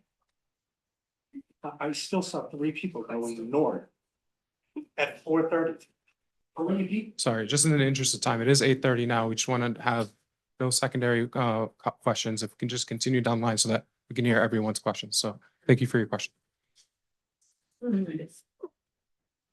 Hi, thanks for the presentation. My name is Devin Langbine, currently a 5-day-a-week commuter on the commuter rail. I work in the biotech industry down in Cambridge and in Kendall Square area, so it's really a good place to be if you're looking to, on the north side here, commuter operations, to get down there to commute in to work every day without a car. I'd like to push back on the idea that the trains are empty Monday through Friday. They're most certainly not. I'm on there every day. I welcome the increase in service. 45-minute headways are just not very tenable. They're not very easy to work with, especially when my wife and I are considering starting a family soon, and just having any additional flexibility to get home sooner is going to be most welcome. And I also just want to make the observation that, with the grade crossings and traffic coming through, if the concern is that there would be more car traffic being generated by the crossing gates being down, and your concern is about the environment, then think about, the driving. Like, are you making, it's just, I don't know, it doesn't add up to me anyway. As I understand, Keolis had issued RFPs for the battery electric units fairly recently.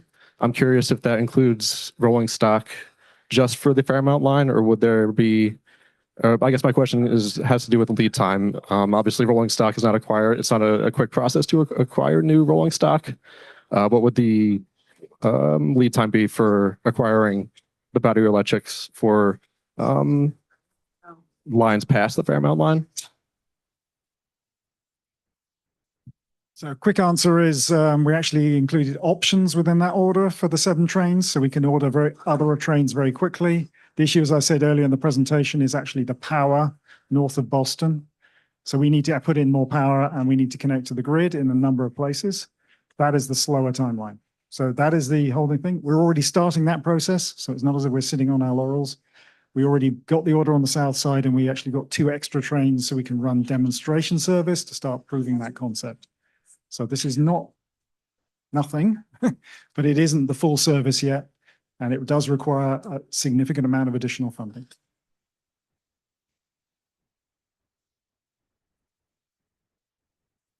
Thank you. My name is Mark Doxer. I am a commuter. And the notion of getting to 30-minute service is fantastic. The notion of going to 1-hour service is scary. The other thing that happens, folks, is when we come out at night, whenever, if there's a delay or if there's, God forbid, a cancellation, we double the time that it usually would take. So instead of it being a 45-minute gap or potentially an hour gap, it goes to 2 hours. It becomes untenable. It just doesn't work. The reason that I go in this way is because it's very convenient. It works really, really well. And if I make my trains and if I finish things on time, usually it works out. I think from my perspective, 30 minutes is wonderful. An hour is terrible. What we are hearing a lot about is concerns about location and concerns about mitigation. I know that you have a strong team, obviously, that's very involved in all these activities. I think you mentioned also that you have some consultants that are working on particular aspects of this. I'm wondering if one of the things you could do as kind of a next step is engage some of those folks specifically to the concerns that you're hearing. So we've heard about another potential location as one that hasn't yet been considered. I'd ask you to work quite seriously on that. The other would be back to mitigation kinds of questions. You talked about sound barriers as not being tenable. I have no idea, but I bet there are other solutions that are out there also. What are the things that can be done to reduce the pollution, the noise, the other issues we're bringing up? I hear about the fuel, which is great. And I would hope that what you're saying is you're about to engage with that big time. Share with us what that means. That would be very helpful. Second, the 7 hours of idling. So that's kind of a showstopper in a lot of ways. What are the things that can be done to impact that? I understand that physically to have trains 30 minutes, this, that, and the other thing, got it. But we're not just thinking about 7 hours, we're thinking about the fumes coming out for 7 hours. We're thinking about the noise coming out for 7 hours. If you could focus on those things and come back, I think that would be very productive and helpful. Thank you.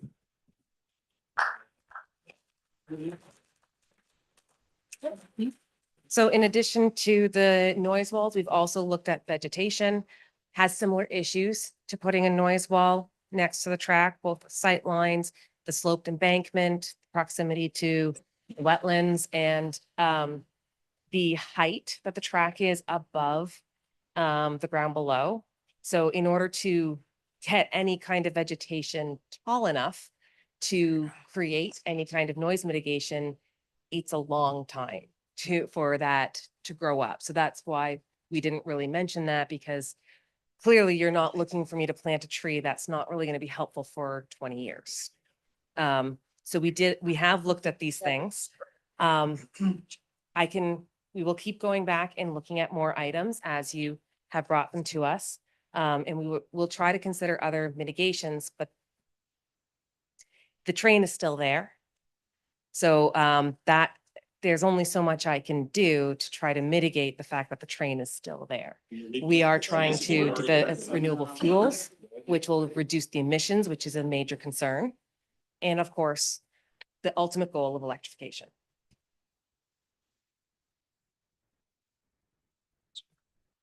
Thank you. Christopher Cook, Grove Street. I want to thank you all for coming out today. I know these meetings can be interesting. Just a lot of questions have already been asked and answered. And obviously it's good to see that in this presentation, you did consider project alternatives. Obviously it seems like the cost and time to build has kind of limited you to basically one option, either build this or don't. And based on your colleagues, it's coming. So just a question on this whole 30-minute thing and us being in the core. Are there any other cities and towns in Massachusetts that have had this problem and have a turnback track similar situated as opposed with double track where they're having the same issue? Is Reading the only town that has a turnback track being currently proposed? Sorry, whoever online wrote the red lines, could you remove them so we can clearly see the text? And beyond that, Beverly is the first one. Second one is we changed the Fairmont line configuration. So again, they're on the 30-minute. And there's a turn at Reedville. And then there's also a turn at Beverly. So this is actually the third one. And then the final one we're looking at potentially is, where are we? Kendall Green with a new station. That one's on a longer timeline. Same issue we would have had here if we were rebuilding Reading Depot. We're having to wait for Kendall Green Station to be rebuilt. And that would be a turn point. So we're working on that station. Are those turnbacks in residential and conservation land? I can't comment on Beverly, but it is in the center of town, yeah. So, This is. yeah. So it's all right. So there's kind of no precedent here of kind of this specific situation. So would the MBTA be amenable to, at minimum, I know the sound barriers sound like an issue, but at least noise and or air pollution monitoring that is actually enforceable by the Conservation Commission? I don't know if it's something that is something we can consider. It sounds like the ultimate goal is double tracking. That could be 5, 10, 20, 25, 30 years down the road. So during this period, because it sounds like it's coming, it would be good at least if we could have an idea of the type of pollution that is coming to this area. Thank you.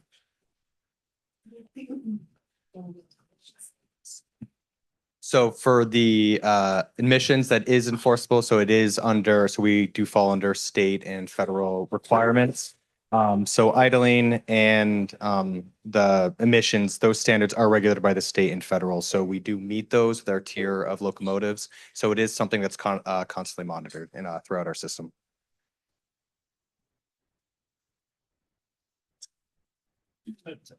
Hello. Thank you guys for being here today. I know that's just some of the people mentioned. It's helpful to hear a little bit more about plans and kind of your ideas. I live on Hunt Street. So I'm personally impacted by, I think a few other residents had mentioned that. If we had known that there could be a train idling for 7 hours during the day, that might have impacted our decision to buy that specific spot. We love it. We love our neighborhood, but this is, very, kind of detrimental to our neighborhood, especially in this particular area that our kids use to park. I know you mentioned, you're near your track, that's one of the issues. Honestly though, I would have assumed in this whole planning process, it probably would have made a lot more sense to have it in the downtown Reading Depot. If there was going to be a double track coming, it seems like the reason why you can't do that or chose not to do that is because of the cost. Is that correct? And time. So you're spending 12 million on this project versus the 30 or 40 million it would cost to do the downtown depot. Is that accurate? No. 10 years.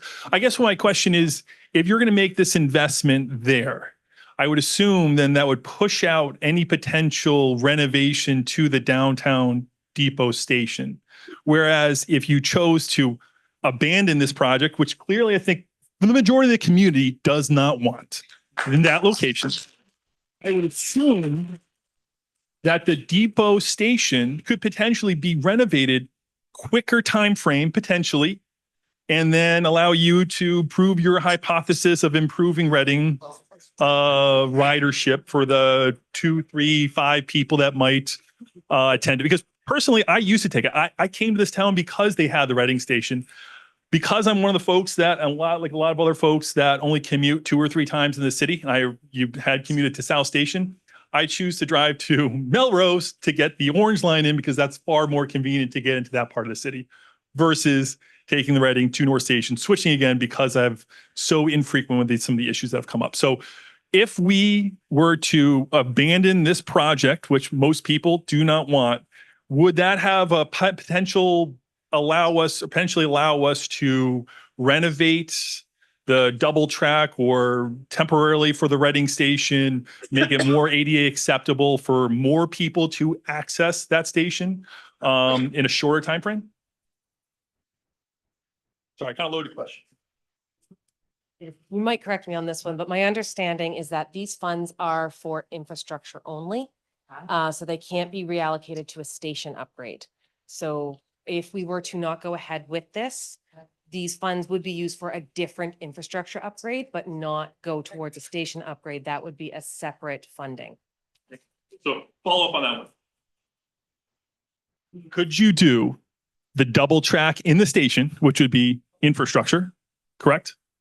With the assumption, if you build it, then it'll come. And then maybe that would be more appealing to potentially do the depot partially, fully, let that kind of come. If this is within that same vision, whatever vision they had in 2018 that you've wanted to continue into 2025, would that be potential?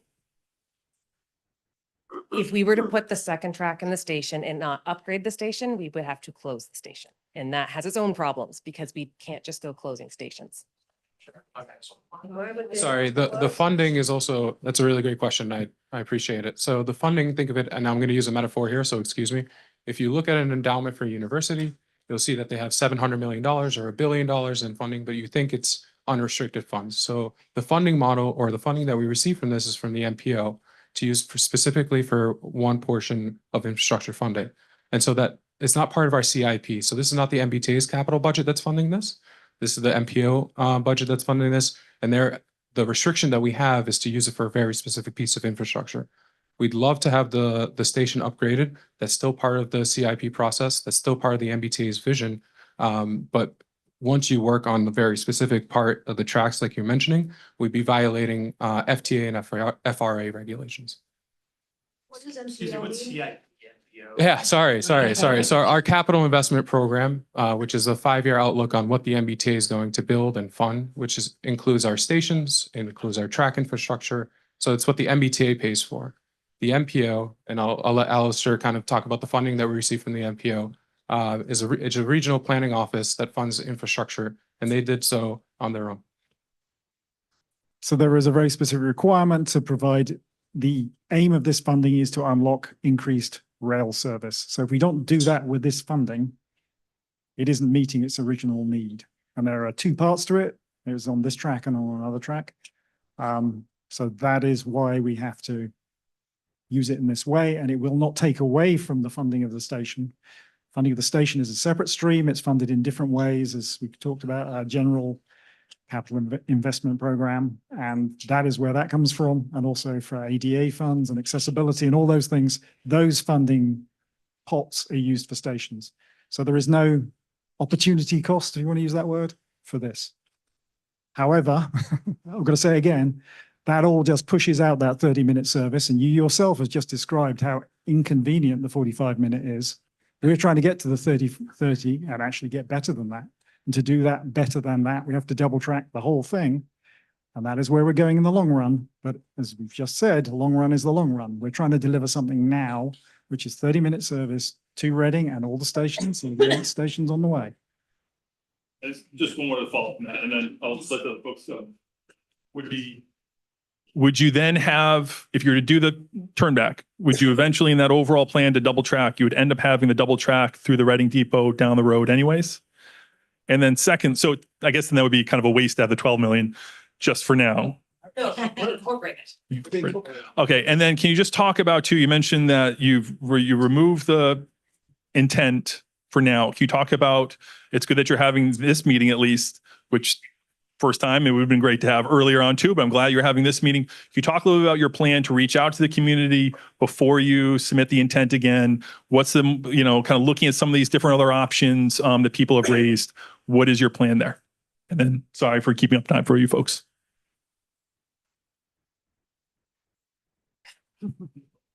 So the plan is firstly to listen to you, secondly to wait for all the questions we're looking for online. So accumulate all those, look if there's any other options you want us to investigate. We want to show we've looked at them all. We want to work through them. We also want to work through the gate crossing issue, as seeing who's at the front of the line.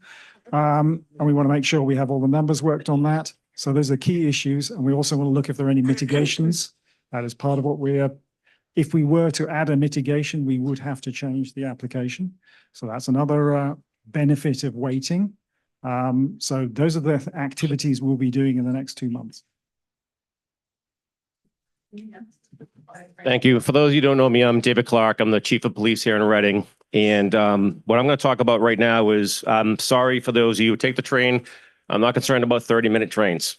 I'm not concerned about hour trains. I'm also not concerned about other things. I'm worried about all of Reading. And my concern is for every single resident in Reading, the businesses in Reading, the people that shop the businesses in Reading, your friends, your family, your friends, people that come through. And our concern is the significant impact this is going to have on public safety's response to emergency calls. Something is yet to be addressed, something none of you have reached out to myself or the fire chief to even remotely see how this is going to impact. You also haven't spoken to Wakefield or Melrose. I know that because I called the Wakefield police chief and I called the Melrose police chief. And they had no idea this was going on until we told them. None. You talked about working with partnerships with the other police agencies. That has yet to happen. I've yet to receive a phone call, an email, anything from the T to ask us the impacts it's going to have in us serving this community. It is going to disrupt response times. And a job where seconds matter. Delays are going to cause seconds and minutes. It's going to affect our ability to get to an emergency from the police side and the fire side. And with Reading continuing to build, especially with this MBTA Communities Act and people being spread across both sides of the track, it's going to have a negative impact and it's going to hurt us in our response times. That is my only concern here. And that's why I'm here tonight to talk about this. And the fact that you've not even done a traffic study, not even reached out, have not done your due diligence. I don't care what you said, you haven't.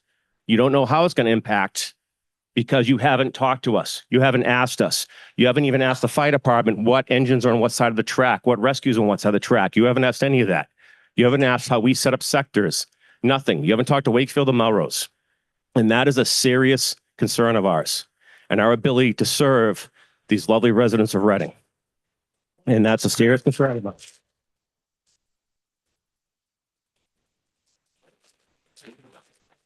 How's it going to impact? We don't know.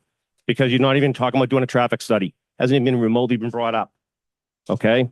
I can tell you this. Last year, 26 times the traffic gates were stuck down. 26 times. And before Keolis tells you it's because of extreme weather, it wasn't. I ran the numbers. It wasn't during extreme weather events or extreme highs or colds in temperature. 26 times we had police officers not patrolling the streets, out there directing traffic at multiple railroad crossings, because of the infrastructure is not working. And now you're going to increase the amount of train crossings. I can also tell you around the numbers, those 78 times there's a delay in the police response due to the tracks being down and our ability to respond.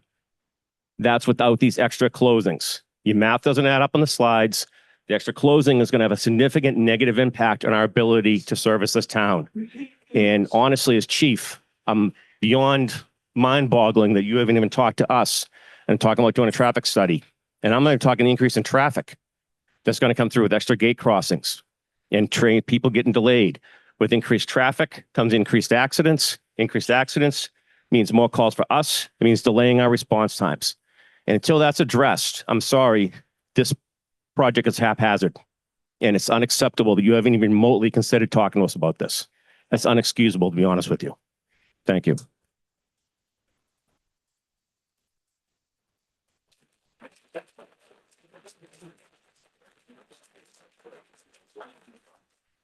Thank you, Chief Clark. He echoes very much the same feelings that I have. We haven't been in contact. I haven't been contacted by MBTA regarding this project. I've looked into it to see what the impact is for our response. It really impacts our response to the southern area of town. We're seeing much more building down there. We have lots of multi-unit buildings that aren't sprinkled. We also provide the ambulance service for the community. We have one ambulance that's at the Main Street Fire Station that has to respond across the tracks, both going to the hospitals and to respond to patients. So it's a significant impact to us. My practical experience from my career in town and living in town is that those gates come down early. I understand there's federal requirements on how those gates need to come down. I want the safety protocols followed, but I do see with the train sitting in the station, people getting off the train and the Woburn Street gates are down, backing up traffic all the way into the town and all the way up to St. Agnes Church. That's a significant impact for our public safety response to the other end of town. We have one bridge that crosses over into the west side of town, Mineral Street. That helps us in one particular area only. It doesn't help us in the southern portion of the town. And it doesn't help us. We up on the highway almost daily responding to motor vehicle accidents. Our primary route to get there is Route 28. And this is an impact to it. So I want to see a traffic study to that to see what the impact is to these additional gate closings are and what's the queue, the backup in traffic queue gonna look like.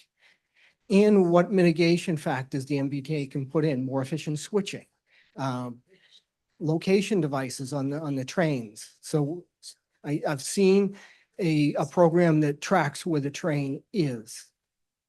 I don't know how reliable that is. I don't know what trains that cover. Does it cover the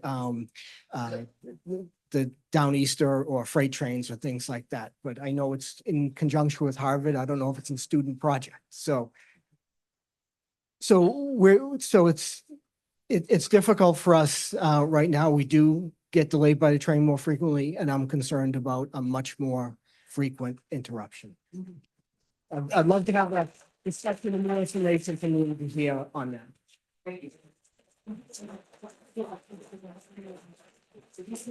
Well, I can address a couple of points. Clearly it's an issue.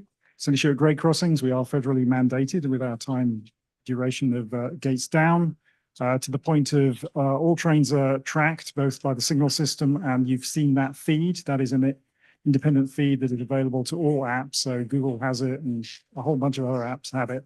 So it is possible to track trains live. There are a couple of issues occasionally, but that is a very reliable source. So just to be clear to everybody. And that's what we use for the on-time performance as well.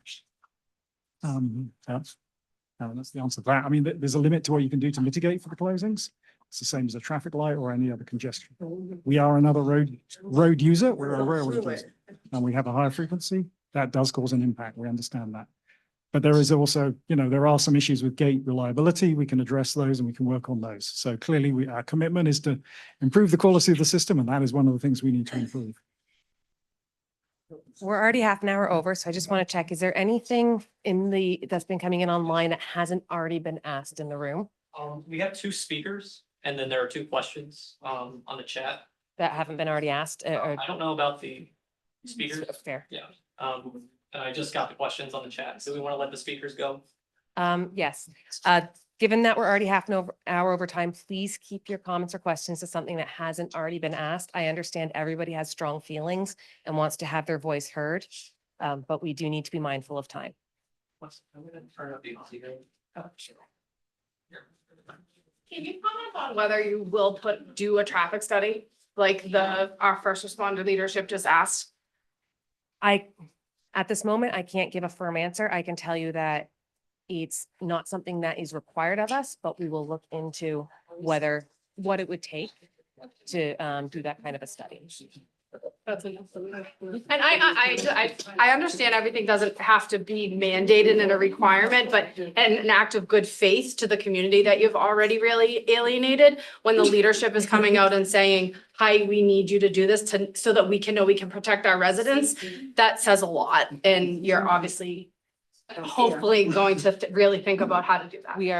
We are going to think about that. Yes. Okay, hello guys. So I'm gonna ask David Burbank on the Zoom call. I'm gonna unmute you. You did have your hand raised earlier. If you don't have a question anymore, we can just move on to the next person.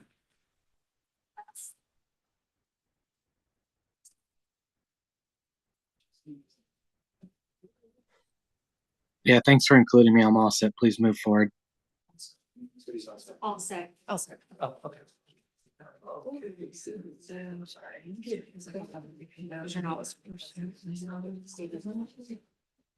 Okay, next up, we're gonna go to Brendan Burke. I'm gonna unmute you.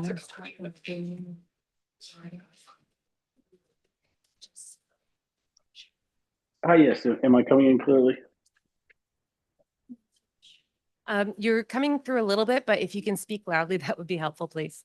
Sure, sure. So my question is around two things. One, if this goes through, how long would there be any closures to the train as is? And then my second question is, when this kind of came about, it was 2019. In 2019, as somebody who took the train every day then, only taking it around 2 to 3 days now, there were 6 rush hour trains in the morning. Now there's 5, and I'm sure people in the room can attest. There were 7 rush hour trains in 2019, and now there's only 5.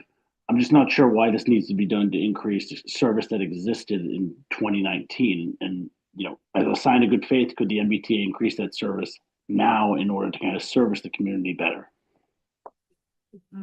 So the first question was whether this will interrupt service. The answer is no. It's going beside the track in the existing track bed. So we will be able to work around the existing service.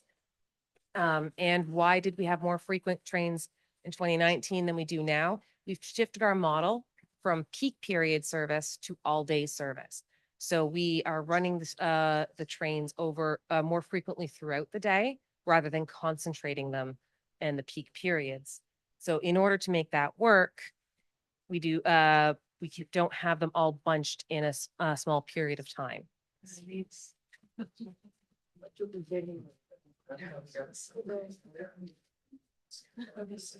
Yeah, and I'll just build on that. So keeps coming up. 2019, the concept came up. We talked about running all day service. That was to address additional riders that are not commuter riders. There is a demonstrated need for it. That need has been met to some degree. It is not very good frequency right now, so it has not as good as we hope it would be. But that service is being used. It is being used now because people do not commute at the same time. Peak, as we measure at our gates at North Station, is not the same as it was in 2019. We can't go back to that service because that demand no longer exists because people are working from home. So that's why we've moved business models and we've moved time models. And that's why we've done it. Because actually, fortunately for us, we started moving in that direction before COVID happened, and COVID has just accelerated that trend. It isn't something that has somehow been different, and that the old model isn't the same. Our peaks are not the same as they were before. And neither are they on the road. So we've looked at roads data, we've looked at travel demand, we've looked at all the other people that are traveling. We don't just focus on ourselves. That's where this comes from. And I think we're on some. Ron Powell on South Street wants to know if this is a single stage project or if it's multiple phases. This is a piece of rail modernization. Rail modernization is phased, but the Turnback track in Reading would be done in one stage. So we would not be phasing this work. This is a piece of a larger program.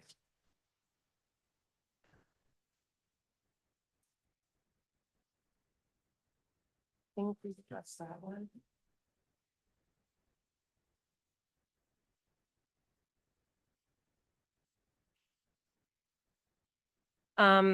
And just to clarify, we don't need to build another station to add another track.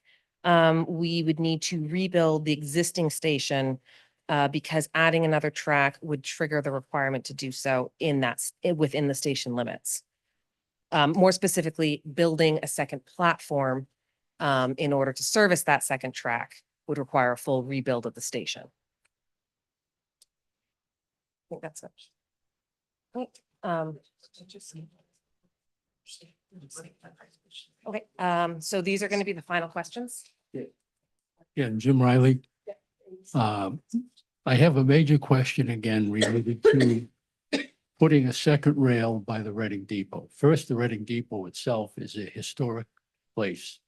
So it's unclear whether or not you could get access to that right now. It has businesses in it and all that stuff. So it's unclear to me whether or not you will have to rebuild that as it is.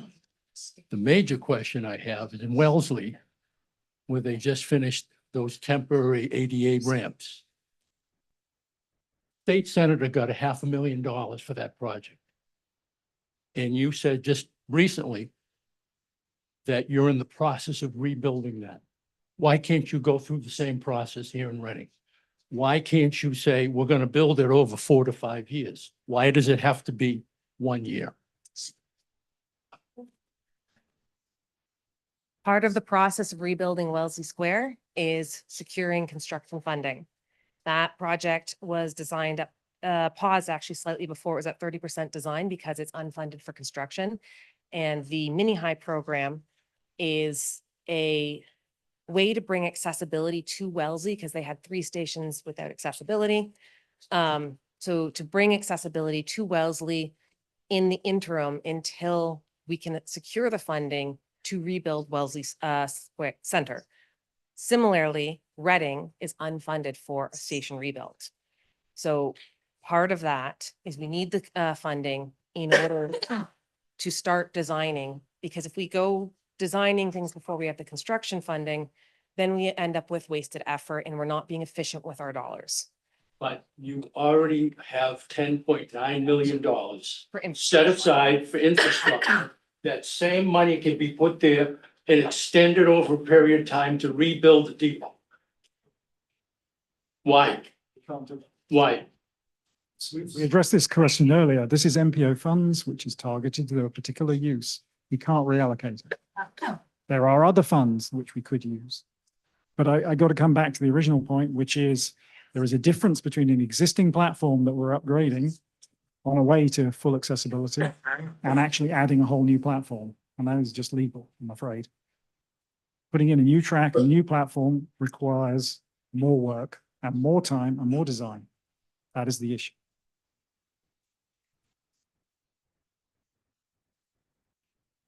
Could I ask you to put the slide back up that has the map with the purple train?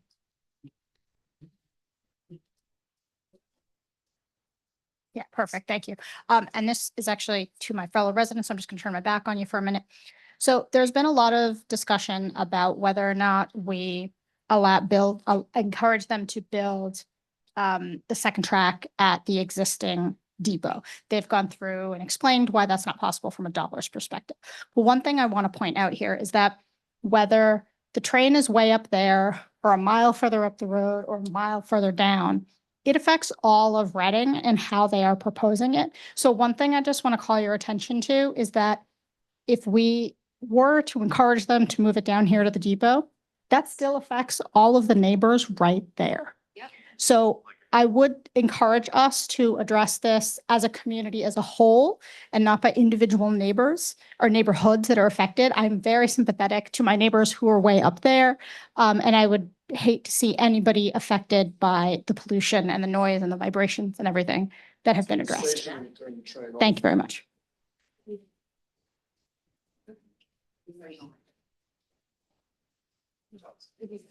As far as the sensitive areas where the train will be parking, to mitigate any drippage that'll be going on, you're going to put drip pans below the engines. Is that correct? Now, these drip pans will hold probably 20 gallons of oil. It's because of oil that drips from the engines, correct? But these engines also hold 3,000 gallons of diesel fuel, don't they? So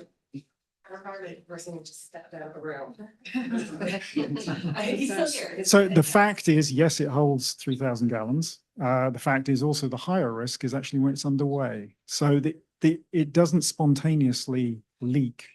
It can. It doesn't. It doesn't now, it can. Then it is required by the FRA to be taken out of service. So it is not safe at that point. So we are regulated very strictly, I hope you know, on these issues. So yes, oil is a leaking concern, and that is something that can come out of an engine.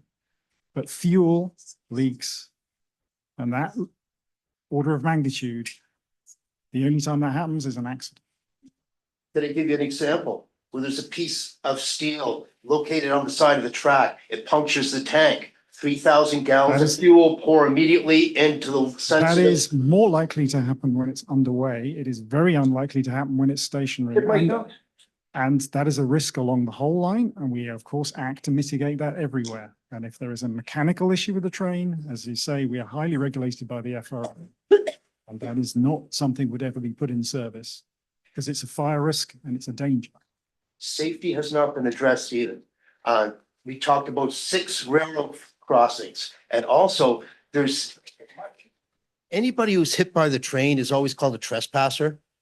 And now we have the Tannerville there, and we have the schools there, and we have shortcuts that go across the tracks. You people have done nothing to put protective fencing or anything to stop people from crossing these areas. Your concern for safety is zero, and your environmental concerns are very weak. You're prepared to catch 20 gallons while you're carrying 3,000. That's it. Thank you. So we are members of a program, what's it called? The rail safety program, Safety First? Safety First? Sorry.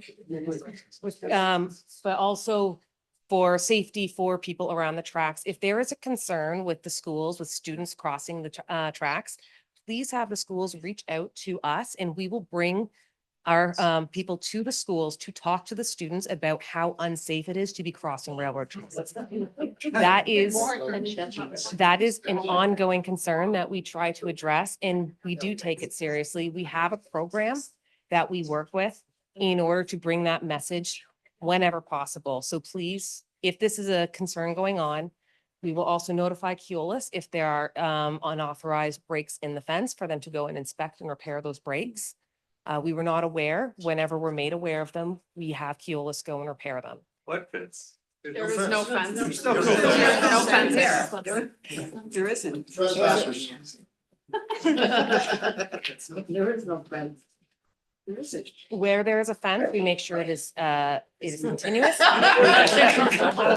No wall. There isn't a fence.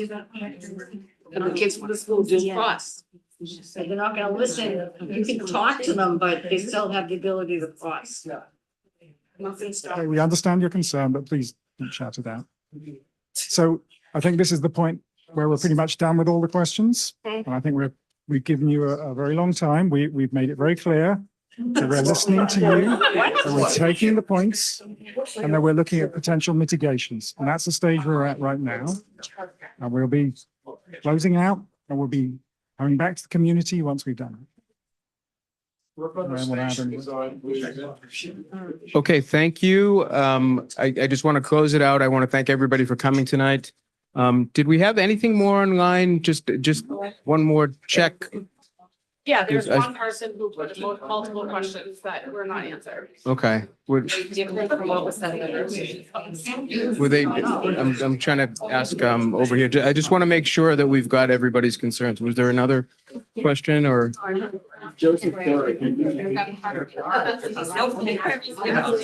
Okay, guys, we're gonna ask one more question from one of our chat members.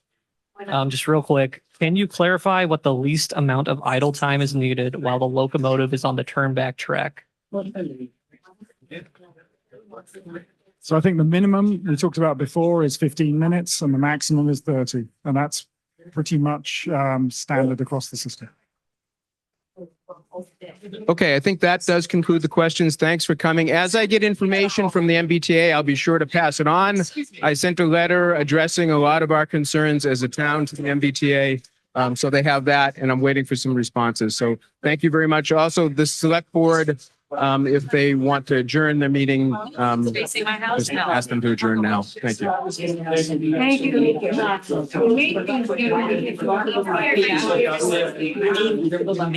Oh.